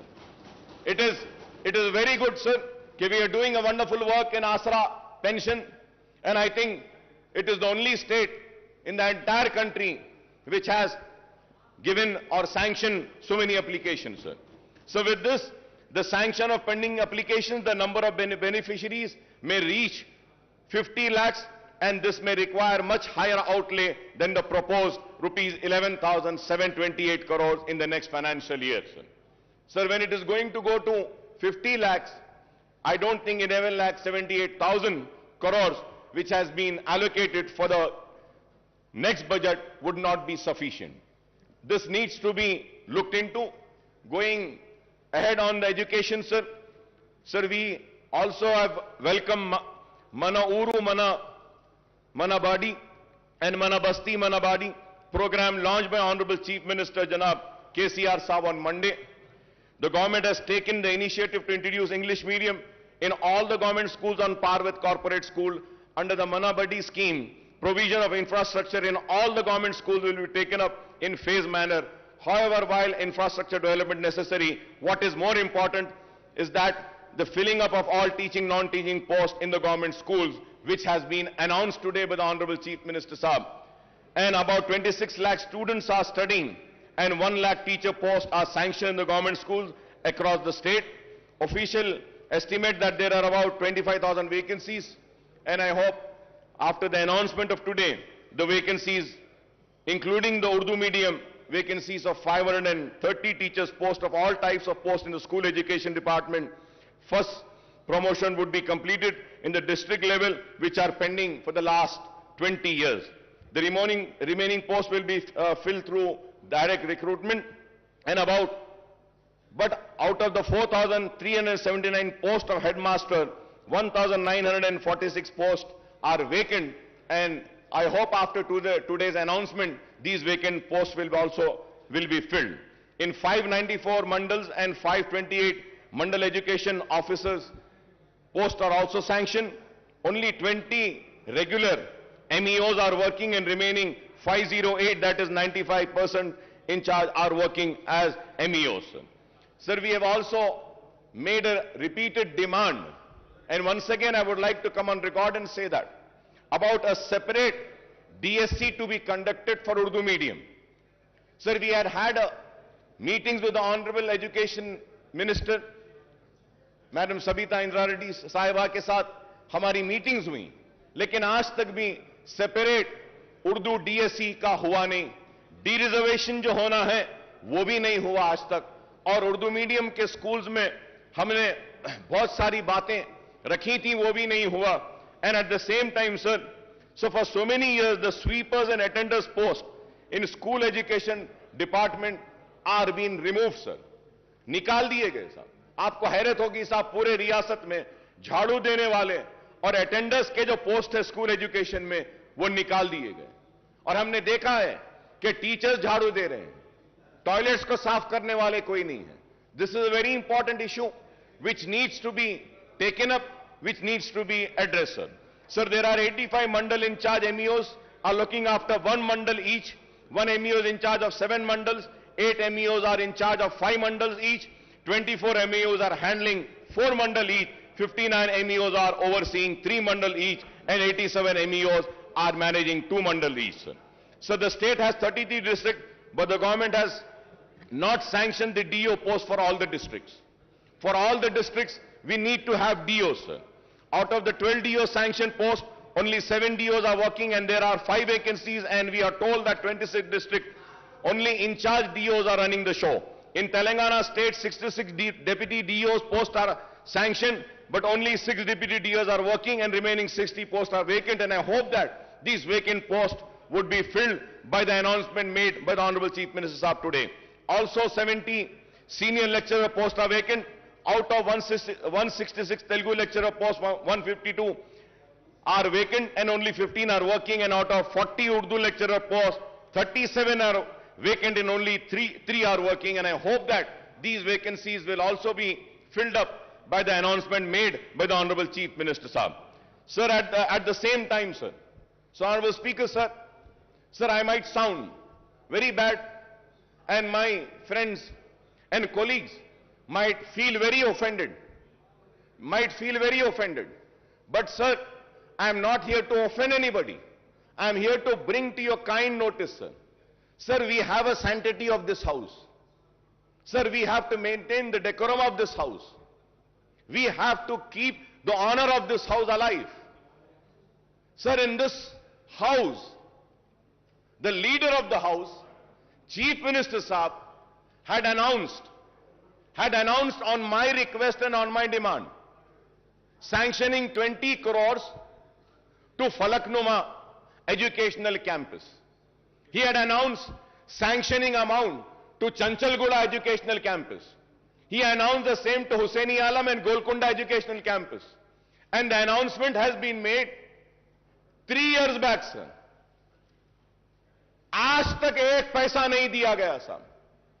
साहब मैं आपको मेरी बात बुरी दिखेगी, लेकिन अगर कोई मेंबर अपनी सीट पर से उठकर यहां अगर वेल में आता है तो उसको सस्पेंड कर दिया जाता है, लेकिन जो अनाउंसमेंट इस ऐवान में होता है उसको पूरा नहीं किया जाता तो उसके ऊपर आपको फैसला लेना पड़ेगा स्पीकर साहब।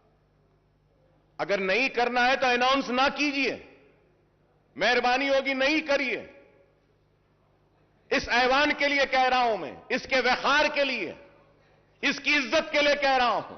अगर इस ऐवान में होने वाले अनाउंसमेंट को पूरा नहीं किया जाता तो फिर यह ऐवान की इज्जत की धज्जियां उड़ाने के बराबर है। तो मैं आपके जरिए हुकूमत से मुतालबा करूंगा कि जो ऐलान किया गया फलकनुमा कैंपस के लिए, जो ऐलान किया गया गोलकुंडा कैंपस के लिए, जो ऐलान किया गया हुसैनी आलम कैंपस के लिए, जो ऐलान किया गया चंचलगुड़ा कैंपस के लिए, वो ऐलान को पूरा करिए बराए मेहरबानी। Sir, going to GHMC, sir. So the finance minister had recounted the infrastructure development taken up in the GHMC area since 2014, particularly under SRDP, CRMP and SNDP.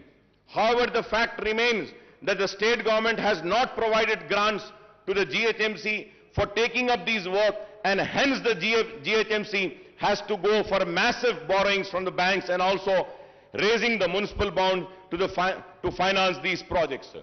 Sir, the GHMC has raised bonds of 1,000 crores and borrowed 3,900 crores for SRDP work, 1,500 crores for CRMP work, and 858 crores for SNDP work, sir.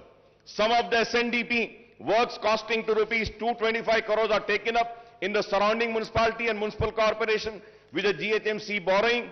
From 2014 onwards, GHMC is in serious financial crisis as the grant for both the central government and the state government have decreased considerably, and the state government is not even paying property tax of rupees 300 crores per annum on its buildings.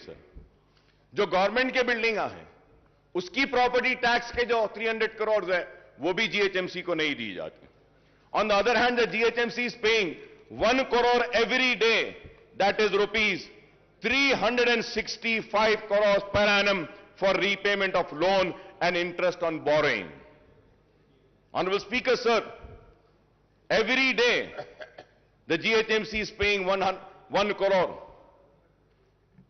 Sir, at the same time, sir, under the 14th and 15th Finance Commission grant, the central government sanctioned funds amounting to rupees 300 crores and rupees 1,000 crore respectively to the GHMC, but these have not been realized by the state government.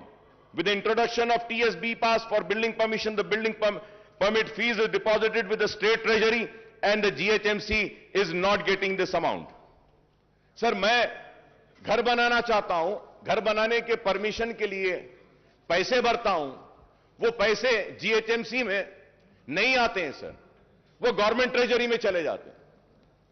Sir, ये GHMC में घर बन रहा है, permission GHMC दे रही है, तो पैसा तो GHMC को आना चाहिए, लेकिन ऐसे नहीं हो रहा है sir. So the GHMC's own revenues are meant for paying staff salaries and for the maintenance work and for major works and project funds.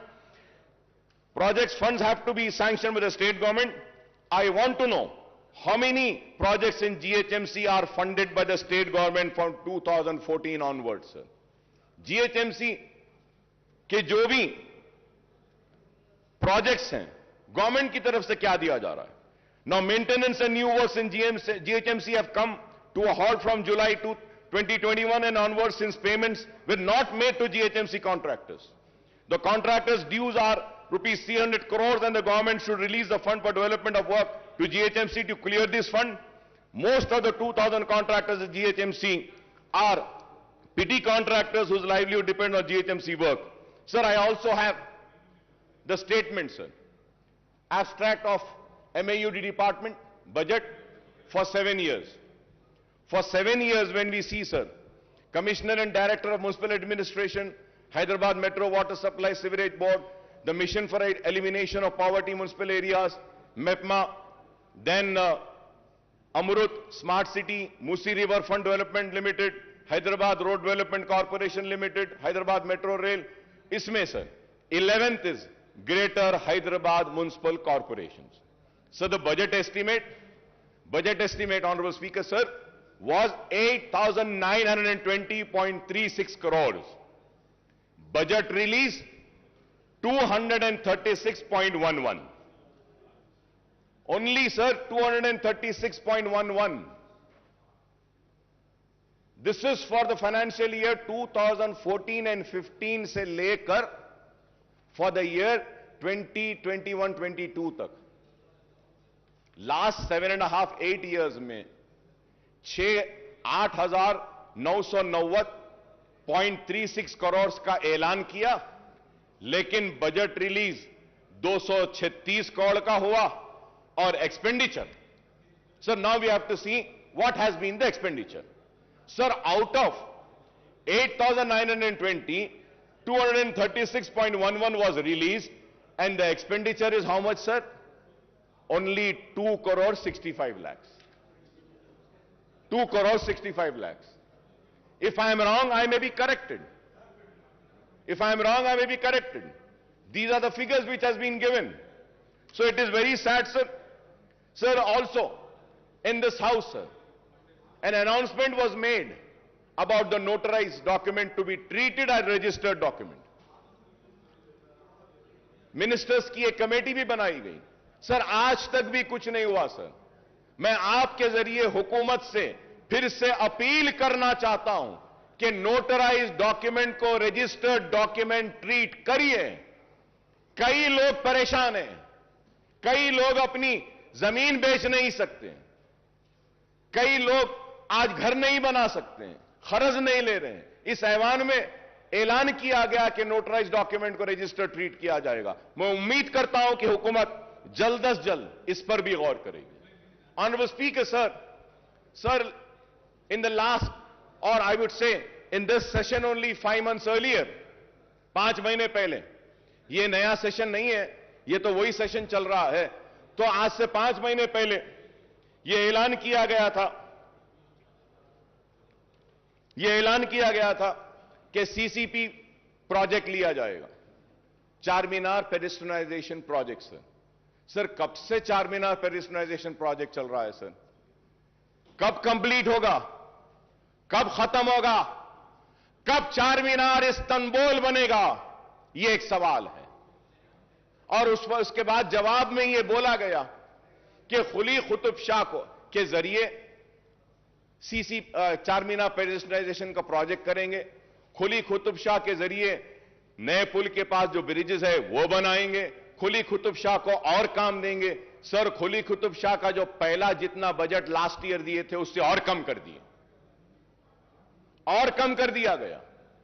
आप बजट एलोकेशन कम करेंगे. लास्ट ईयर जितना बजट दिया गया था, that was sufficient enough only for the payment of salaries of Quli Qutub Shah urban development authority employees, और अब कुछ भी नहीं किया गया.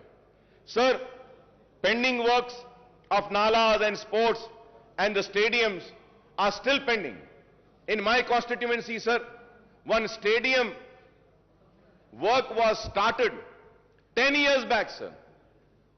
It is more than 10 years that it is yet to be completed. Sir, we have spoken about the nalas 5 months earlier when we have the assembly session. That time we spoke about nalas.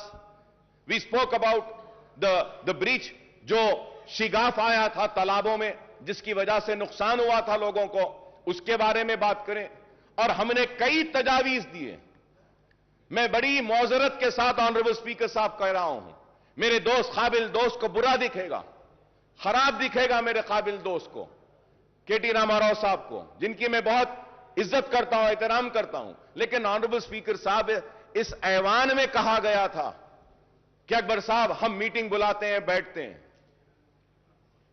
Dussehra गया, दिवाली गई, दिवाली के बाद Christmas गया, new year गई, संक्रांति गया, कब होगी meeting? बुला लीजिए साहब।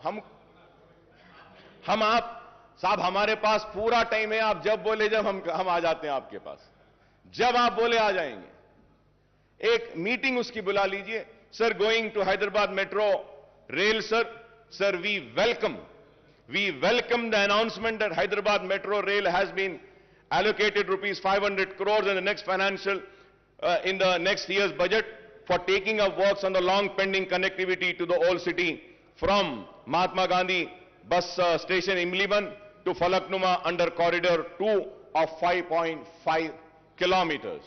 बार बार इल्जाम था हुकूमत पर और मजलिस पर भी कि मेट्रो ओल्ड सिटी में नहीं आई, लेकिन इस बजट एलोकेशन के बाद हमको उम्मीद है कि मेट्रो जरूर दौड़ेगी पुराने शहर में भी।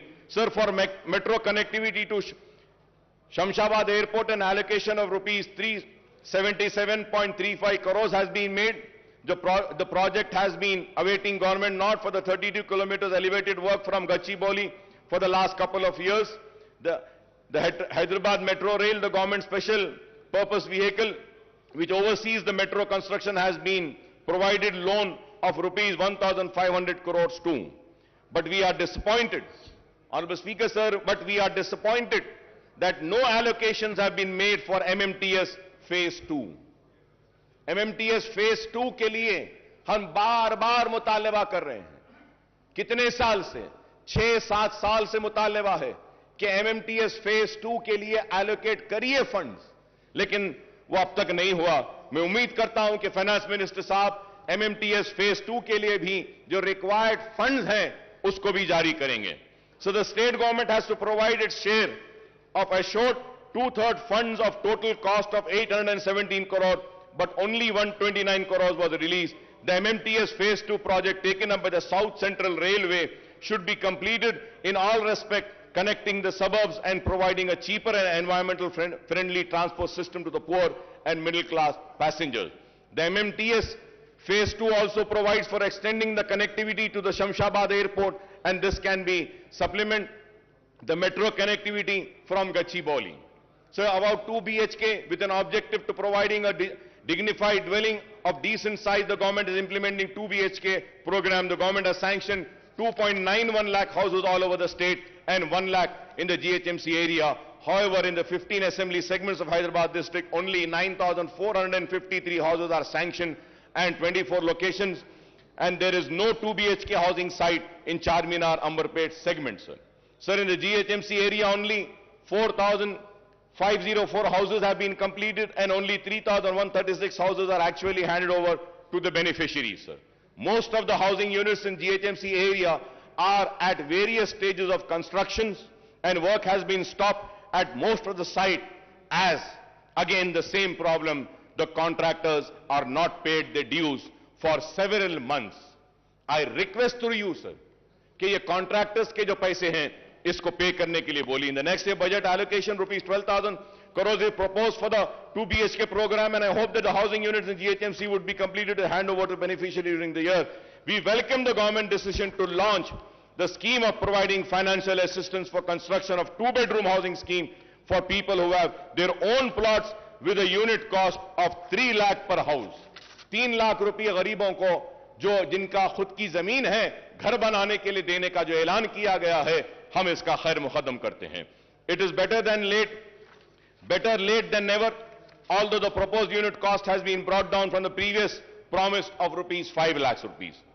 Sir, in the coming financial year, 4 lakh beneficiaries will be provided assistance to construct the houses with a unit cost of 3 lakhs. For each assembly segment, 3,000 houses will be taken up. For providing financial assistance for these 4 lakh beneficiaries, rupees 12,000 crores will be needed. And the question is, where will the funds for the completion of construction of 2 BHK housing units will come from the government, sir? So now, Going further ahead with the welfare department, sir. Sir, SC welfare, ST welfare, BC welfare and minority welfare, sir. Sir, 2022-23 budget for SC welfare, the revenue were 31,220.91. The capital was 559.50. The total was 31,770.41.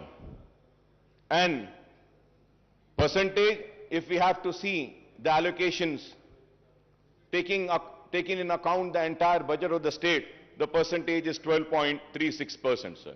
Sir, ST welfare, revenue 10,804.88 and capital would be 1,759.91 and the total is 12,564.80. BC welfare, 5,289.83, the capital 407.72, the total is 5,697.55, that is only 2.22%. Sir, again, minority welfare 1728.71 और उसके बाद 1728.71. अगर आप इसको देखते हैं total budget के हिसाब से तो माइनॉरिटीज को जो शेयर दिया गया है बजट में से वो share is 0.67%. It has come down पहले से और अब में. अगर देखते हैं टोटल बजट से हम अगर कैलकुलेट करते हैं तो जो शेयर दिया गया है एससी वेलफेयर को 12.36%, एसटी वेलफेयर के लिए 4.89%, बीसी वेलफेयर के लिए 2.22% और माइनॉरिटी वेलफेयर के लिए 0.67%. Sir, when we come to the minorities, sir, so Honorable Speaker, sir, before going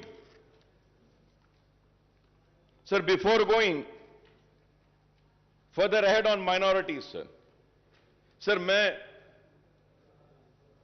फिर से सर आपकी तवज्जो पे एक बात लाना चाहता हूं सर.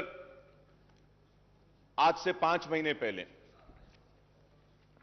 चीफ मिनिस्टर साहब ने ऐवान में खड़े होकर पूरी तफसीलात दी थी. यह बुक दिया था और इसमें कहा गया कि माइनॉरिटीज पे क्या स्पेंड हुआ. टोटल 2014, 15, 16, 16, 17, 17, 18, 18, 19, 19, 20, 20, 21 या 21, 22 सारा figure total up to September 21 6,971.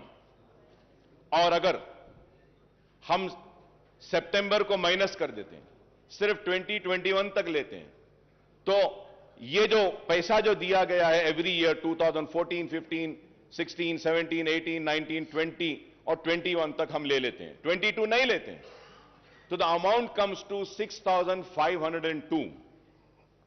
Amount comes to 6,512 sir, 6,512. Honourable finance minister साहब अपनी बजट की स्पीच में बोलते हैं 7 साल में 6644. अब सर सवाल ये है, ऑनरेबल चीफ मिनिस्टर साहब जो फिगर दिए हैं वो सही है, फाइनेंस मिनिस्टर साहब जो फिगर दे रहे हैं वो सही है या फिर कौन सा फिगर सही है sir? And when we go further ahead sir, I would say that कि मैं रिकॉर्ड में आकर कहना चाहूंगा ये जो डिपार्टमेंट है सर, ये डिपार्टमेंट अपना होमवर्क सही नहीं करता है सर. सर अगर हम 7 इयर्स का टोटल लेते हैं माइनॉरिटीज का, जब budget allocation was 9,837.22, BROs released was 7,736.10, expenditure is 6,205.18, 6,205.18. Sir finance minister साहब को चाहिए था कि वो फॉर द ईयर 2021-22 का भी जो स्कीम वाइज है, जो हमारा 1,600 है उसमें स्कीम्स में 949.7 है, एडिशनल बजट 133.96 करोड़ दिए, तो टोटल 1083.66। फिर रेजिडेंशियल स्कूल्स के लिए 649.98 दिए। तो अगर ये ले लेते हैं, जब ये सारा ले लेते हैं, गवर्नमेंट की तरफ से मैं कह रहा हूं कि अब तक माइनॉरिटीज पे जो खर्च हुआ है वो 7,347.89 करोड़ है। आपको यह बोलना चाहिए अब तक जो खर्च हुआ। 6644 आपने कहा, चीफ मिनिस्टर साहब एक फिगर देते हैं और ये फिगर असल ये है। This is why I say that the department needs to study, the finance department also needs to study and come prepared. This house should not be misled. Sir, और एक चीज, before going further ahead, honourable minister साहब in speech has quoted and said that 40 crores have been given for Anisul Gurba. The building is complete, ready for inauguration. Honorable Speaker, sir, it is not ready, sir. Sir, I have the picture, sir. I have the picture, sir. Is this ready? Is this called ready? No, sir, it's not ready. Why I say that? Any word said or uttered in this house holds an importance. And a document has been given. एक किताब दी गई, किताब में कहा गया है कि खत्म हो गया, नहीं हुआ है। सर, मैं आपसे कहना चाहता हूं कि इस ऐवान में और एक बात, एक और ऐलान किया गया था। महमूद अली साहब यहां मौजूद हैं, अगर मैं गलत कह रहा हूं तो मुझे रोकिए, मुझे टोकिए। ऐलान किया गया था कि हज हाउस के बाजू की जो बिल्डिंग है वहां पे माइनॉरिटीज के सारे ऑफिसेस को वहां पे लाया जाएगा। क्या ऐलान किया गया था या नहीं? आज क्या वहां पे बिल्डिंग में क्या पूरे डिपार्टमेंट्स आए या नहीं? पूरी बिल्डिंग कमजोर हो रही है। अरे आप उस बिल्डिंग को कंप्लीट तो भी करवा दीजिए, उस बिल्डिंग को किराए पर भी तो दे दीजिए। कम से कम गवर्नमेंट ऑफिसेज नहीं लाना है तो किसी और को दे दीजिए। इस्लामिक सेंटर के लिए 10 एकड़ जमीन दी गई, कंस्ट्रक्शन आज भी चालू नहीं हुआ। सर, मैं ऑनरेबल स्पीकर साहब, मैं फिर से आपको याद दिलाना चाहता हूं सर, मेरी बात फिर खराब दिखेगी मगर मैं फिर से कह रहा हूं सर, इस 5 महीने पहले चीफ मिनिस्टर साहब ने कहा कि अकबर साहब हम मीटिंग बुलाते हैं, दशहरा हो जाने दीजिए, मीटिंग बुलाते हैं। सर, दशहरा हो गया, दिवाली हो गई, क्रिसमस हो गया, न्यू ईयर हो गया, संक्रांति हो गई, अब होली आ रही है, होली भी हो जाएगी। सर, आज मैं पूछना चाहता हूं कि अगर आप अपने वादे को पूरा नहीं कर सकते हैं तो बोलते क्यों हैं? बुरा दिखता है मेरी बात, लेकिन हक है।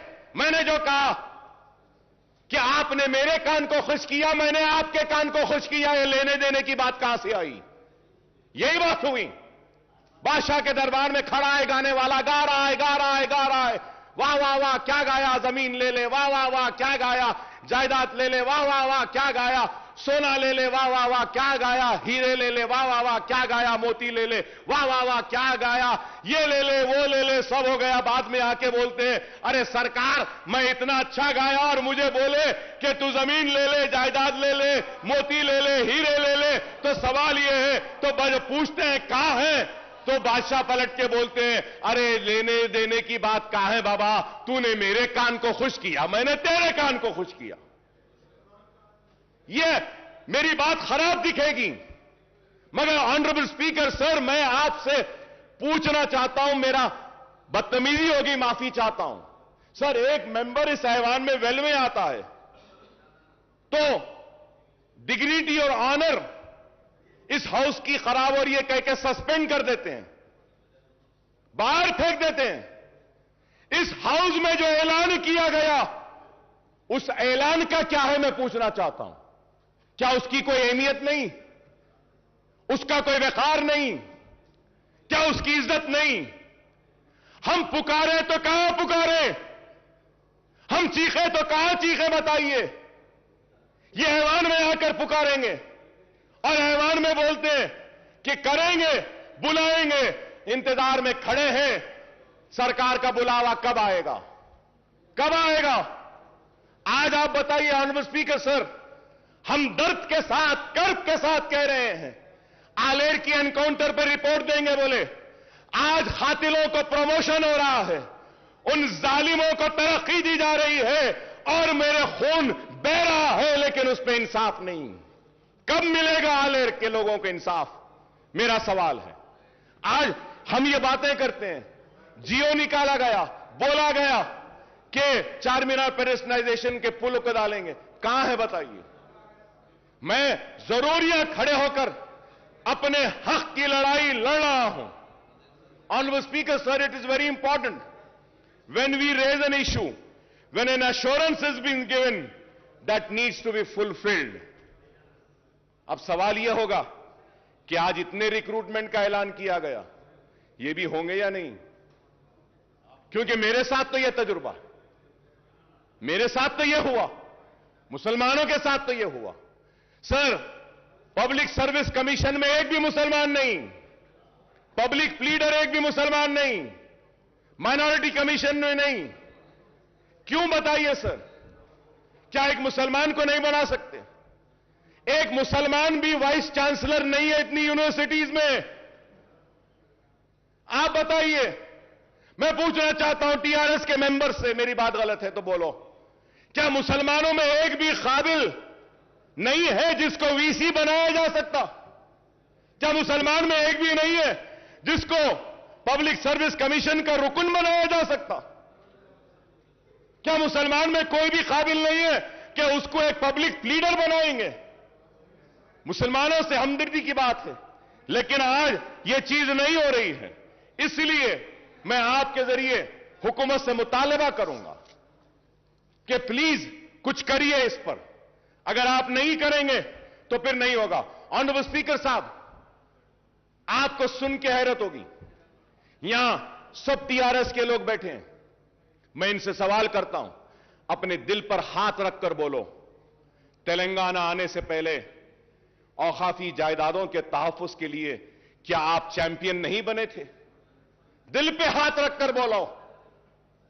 क्या हुसैन शाह वली रहमतुल्लाह अलैह की वक्फ की जमीन के लिए क्या आप नहीं लड़े थे मेरे साथ? क्या हाईकोर्ट में टीआरएस नहीं गई थी? क्या बोलकर गई थी? यह वक्फ की जायदाद है।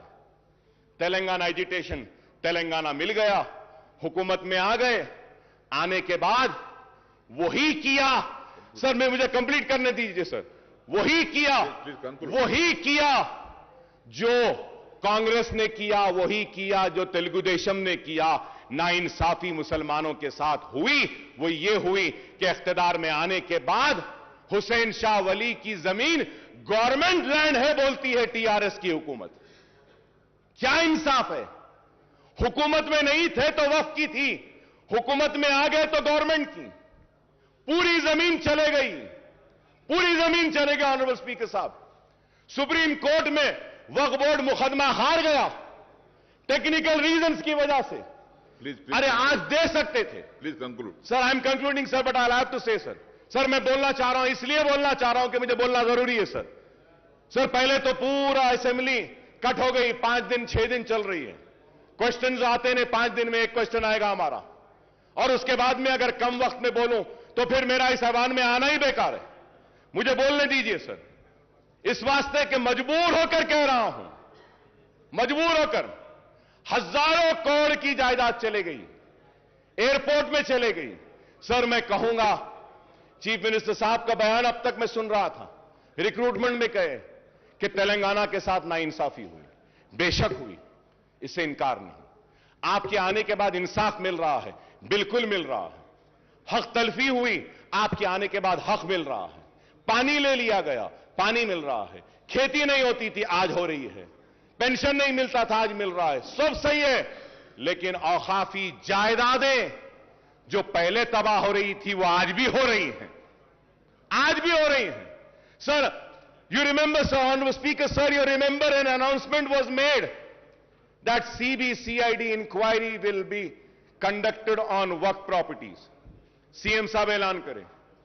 क्या हुआ सर? कुछ हुआ सर? कुछ सीआईडी आगे बढ़ी सर? कोई सीआईडी कोई इंक्वायरी करी? सीआईडी कुछ इन्वेस्टिगेट करी? सीआईडी के जो टर्म्स एंड कंडीशंस क्या है? क्या किसी को पकड़ी? क्या कोई जमीन रिकवर करी? क्या करी साहब आज तक?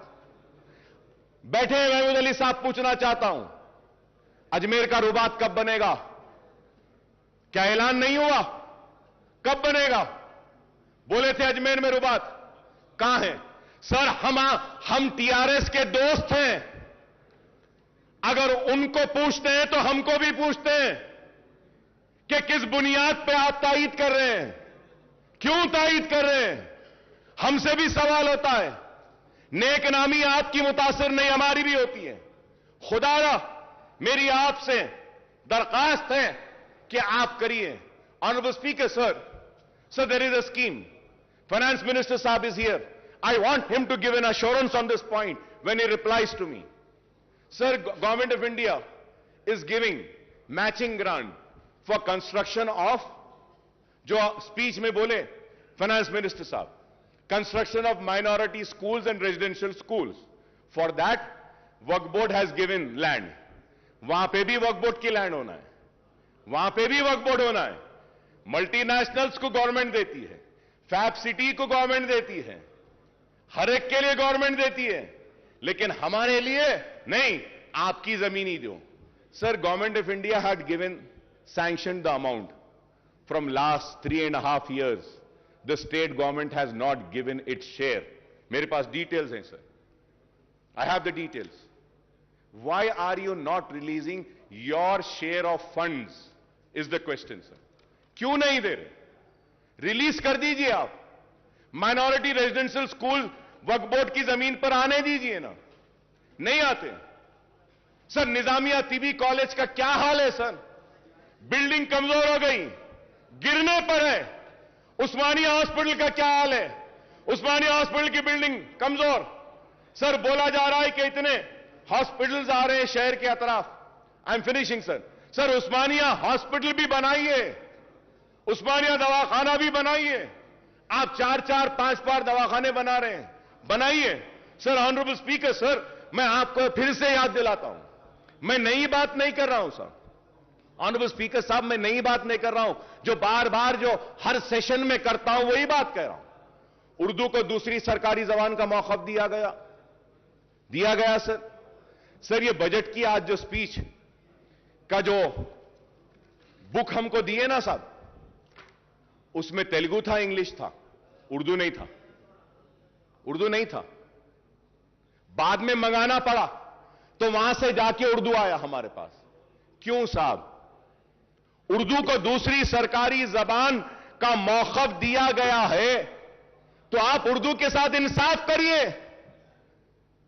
उर्दू बोर्ड्स नहीं, आरटीसी के बसेस पे नहीं, सरकारी दफातर के बोर्ड्स पे नहीं, मुतरज्जिम को हमारी नुमाइंदगी पर मुकर्रर किया गया डिस्ट्रिक्ट कलेक्टर ऑफिस में, लेकिन आज तक भी कोई दरखास्त नहीं ली जाती.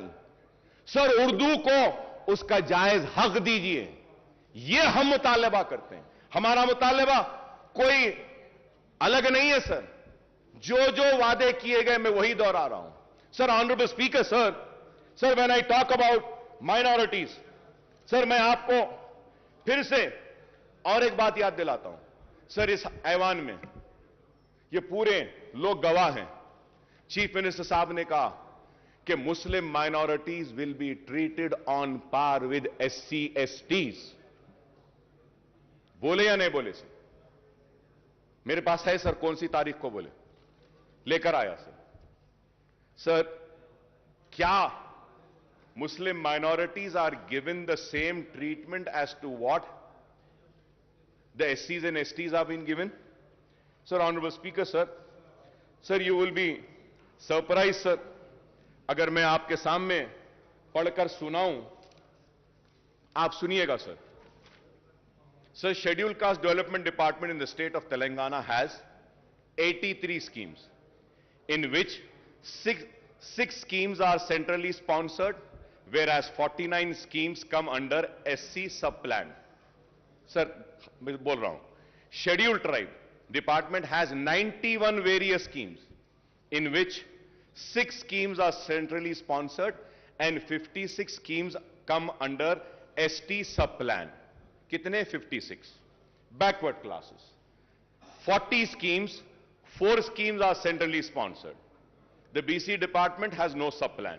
चलिए साहब, आ गया ना साहब, आपके सामने scheduled caste 83, scheduled tribe 91, BC 14, minority, चलिए minority welfare. The minority welfare department has only 28 schemes, in which one scheme is run by center.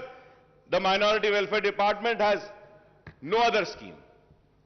Mahmood Ali साहब बैठे हैं, मैं महमूद अली साहब से भी पूछना चाहता हूं, महमूद अली साहब आप बोलिए, माइनॉरिटी फाइनेंस कॉर्पोरेशन से किसी एक गरीब को भी लोन दिया गया क्या? बताइए, दिल पे हाथ रखकर बोलिए।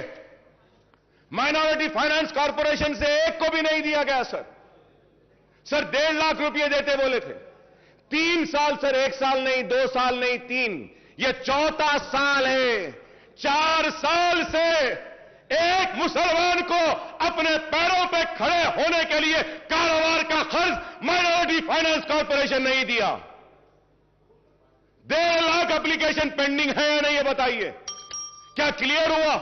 सर मैं आप कोई नई बात नहीं कह रहा हूं सर, दिल जल रहा है सर, तकलीफ हो रही है कि हम आपके दोस्त हैं, आपका साथ दे रहे हैं, लेकिन आज क्या है बताइए? माइनॉरिटी फाइनेंस कॉर्पोरेशन पूरा मुर्दा हो गया सर। टिमरीज हां अच्छा चल रहा है, अनीसुल गुरबा काम हो रहा है, दरगाह बनाने शाह का काम हां हो रहा है, 69 कॉन्ट्रैक्ट लेक्चरर्स को रेगुलर अब ये आज के बाद हो जाएगा, मुतरज्जिम आए हो जाएंगे। मैं ये नहीं कह रहा हूं कि नहीं हुए, शादी मुबारक, यस 2 लाख शादी मुबारक में गरीब बच्चियों की शादियां हुई, मुबारकबाद देता हूं हुकूमत को, बहुत अच्छा काम है। जो अच्छा है उसकी तारीफ करूंगा, जो नहीं हो रहा है उसको बोलकर रहूंगा, क्योंकि आवाम मुझे बोलने के लिए भेजी है, बोलना मेरा काम है। मेरी इस बात को यह ना समझे कि मैं आप पे तनकीद कर रहा हूं या मैं आपका दुश्मन हूं, नहीं, मैं आपका दोस्त हूं, इसलिए कह रहा हूं कि यहां पे नहीं हो रहा है, इसको करिए। करेंगे तो खुशी होंगे, करेंगे तो मुसलमान और करीब आएंगे, करेंगे तो मुसलमान जोश दर जोश आएंगे। यही मैं कहना चाहता हूं। आज इतने बच्चों को टिमरीज के जरिए पढ़ाया जा रहा है, ये काबिल मुबारकबाद है। मैं तारीफ करता हूं हुकूमत की, अच्छे कामों की भी तारीफ करता हूं। Honourable speaker sir, health department पे भी जब आते हैं, मिनिस्टर साहब के जो बुक में जो कहे हैं, फिर से सर इसमें भी गलतियां हैं sir, we need to correct sir. Sir I am just finishing sir, please I am finishing sir, just 2 to 3 minutes I am finishing. I request Honorable Speaker sir, just 2 to 3 minutes sir. Sir, the health sector, while 6,295 crores were allocated in financial year 2021-22, rupees 11,237 crores have been allotted for medical and health sector in budget for 22-23, making an increase of 4,942 crores in share numbers. The breakup of proposed allocation is 5,743 crores under scheme expenditure and rupees 4,968 crore under establishment expenditure. It is welcome sign that the health sector has got a much needed boost with budget allocation for the financial year 22-23 being 78.5% more than the current fiscal year, even as Telangana government seeks to build a robust healthcare network across the state. However, the allocation to the health sector now accounts for only 4.37% of the total budget. I have the list every year from 2014-15 but there is no time, so I'm just going further ahead, sir. For 22-23, the allocation has been increased from various schemes under scheme expenditure, rupees 1,000 crores for construction of medical colleges and hospitals, rupees 1,000 crores for construction of super speciality hospital. The allocation for these two categories in the current fiscal year was 0. The allocation has been increased for purchase of surgical consumable, diagnostic, reagent and disposable. The allocation to the National Program for Prevention of Control of Cancer, Diabetes, Cardiovascular Disease and Stroke has been raised from 5 crores in the current financial year to 308 crores for the next year, sir. The scheme expenditure for primary health centers under the Director of Public Health did not see any increase, and it was same case with the allocation of prevention of control of disease, sir. Sir, I congratulate the government for coming up with the dialysis centers. It was needed, and it's very good work that the government is doing. I congratulate the government for coming up with बस्ती दवाखाना, sir. ये बस्ती दवाखाने की वजह से गरीब को काफी फायदा हो रहा है और बस्ती दवाखाने आना चाहिए. मैं हुकूमत को मुबारकबाद देता हूं. बस्ती दवाखानों के लिए, डायलिसिस सेंटर्स के लिए कोविड में अच्छा काम किए, लेकिन उसके साथ ही साथ यह भी जानना चाहता हूं कि टिम्स हॉस्पिटल को क्यों बंद किया जा रहा है. आप वजाहत करिए. Telangana institute of medical sciences Gachibowli में क्यों बंद कर रहे हैं? उसके पोस्ट को निकाल रहे हैं क्या? आज अखबारात में हम पढ़ें, आप उसका क्लैरिफिकेशन दीजिए. Sir, in the budget speech the honourable finance minister said that there were only 3 medical colleges which were established in Telangana region during the 60 years rule of combined state. Usmania and Gandhi Hospital were established even before the combined state. Janab Harish Rao Sahab had said that TRS government has established 12 new medical colleges in last, आपकी speech में बोले आप, 12 new medical colleges in last 7.5 years, and the total number of medical colleges today in the state is 17. No, sir. It is not right. With all responsibility, I am saying, sir. It is not 17, sir. Sir, as per KNR University website, there are 10 government and 19 private colleges in Telangana. Malarati Saab is here. He can also say if I am wrong. Sir, my only submission is that when a note is prepared, they should have a responsibility. Sir, KNR जो दे रहा है website पे, अब counselling हो रही है, उसमें कितने बोल रहा है सर? 10 government, 19 private. मिनिस्टर साहब हमारे क्या बोल रहे हैं? 17 कॉलेजेस. तो सर वो प्लीज. तो सर मैं ठीक है साहब, आप क्लैरिफिकेशन दे दिए, अच्छा है. यही बात अगर नोट में आ जाती तो अच्छा था. सर ऐसा नहीं है. Please do not think that कि the members come with closed eyes. No. Still, this house has few members who come in this house with open eyes and open ears, who do a proper research and come, who knows what is there, sir. Sir, इसलिए मैं कहूंगा आपसे कि आप minorities के साथ इंसाफ कीजिए, और मैंने जो कुछ भी कहा है सिर्फ इसलिए कहा हूं कि आवाम ने मुझे वोट देकर यहां पे भेजा है कि हम काम करें. और स्पीकर साहब, मैं खत्म करते हुए फिर से आपसे दरखास्त करूंगा कि आप इस ऐवान की हुर्मत, इस ऐवान की इज्जत और इस ऐवान में किए गए वादों की हिफाजत भी करना आपकी भी जिम्मेदारी है, हमारी भी जिम्मेदारी है. जो वादा इस ऐवान में किया जाता है, इसको हमको भी पूरा करना है, सबको भी पूरा करना है. ऐसा नहीं कि बस हम बोल दिए, हम सुन लिए और चले गए. मैं उम्मीद करता हूं कि जो जो पॉइंट्स मैं आज आपके सामने उठाकर आपके सामने रखा हूं, इस पर आप संजीदगी के साथ गौर करेंगे और इसको तनखीद की शक्ल में ना देखेंगे, इसको तनखीद बराए तामीर में देखेंगे. It is a criticism for sure, but it is a constructive criticism. Kindly take it as a constructive criticism. I thank the government at the same time. And also, I want to thank Prashant Reddy Saab for taking up the construction of the Secretariat Mosque. CM साहब बोले थे, संगे बुनियाद हुआ, तामीर हो रही है, लेकिन आज बाज लोग बोलते हैं कि संगे बुनियाद रख दिए, तामीर नहीं हो रही है. तामीर हो रही है और तामीर मुकम्मिल होगी. सेक्रेटेरिएट के साथ मुझे उम्मीद है कि सेक्रेटेरिएट की तामीर के साथ सेक्रेटेरिएट की मस्जिद की तामीर भी होगी मुकम्मल. हम इसके लिए हुकूमत का शुक्रिया अदा करते हैं. बहुत काम हुए हैं, बहुत काम हुए हैं और बहुत होना बाकी है. हम यूं ही आपसे लड़ते रहेंगे, मुसलमानों के मसाइल को हल करवाते रहेंगे और यूं ही हम लड़ते लड़ते आइंदा भी आप ही आएंगे और आपके साथ हम ही आएंगे और रियासत को बंगारू तेलंगाना बनाएंगे. शुक्रिया स्पीकर साहब. వాయిదా ప్రతిపాదన శ్రీ బట్టి విక్రమార్క మల్లు గారు మరియు ఇతరులు రైతుల ఆత్మహత్యలు మరియు ఇతర సమస్యల గురించి చర్చించాలని కోరుతూ ఇచ్చిన వాయిదా ప్రతిపాదన తిరస్కృతమైనది. Now the House is adjourned for tea break.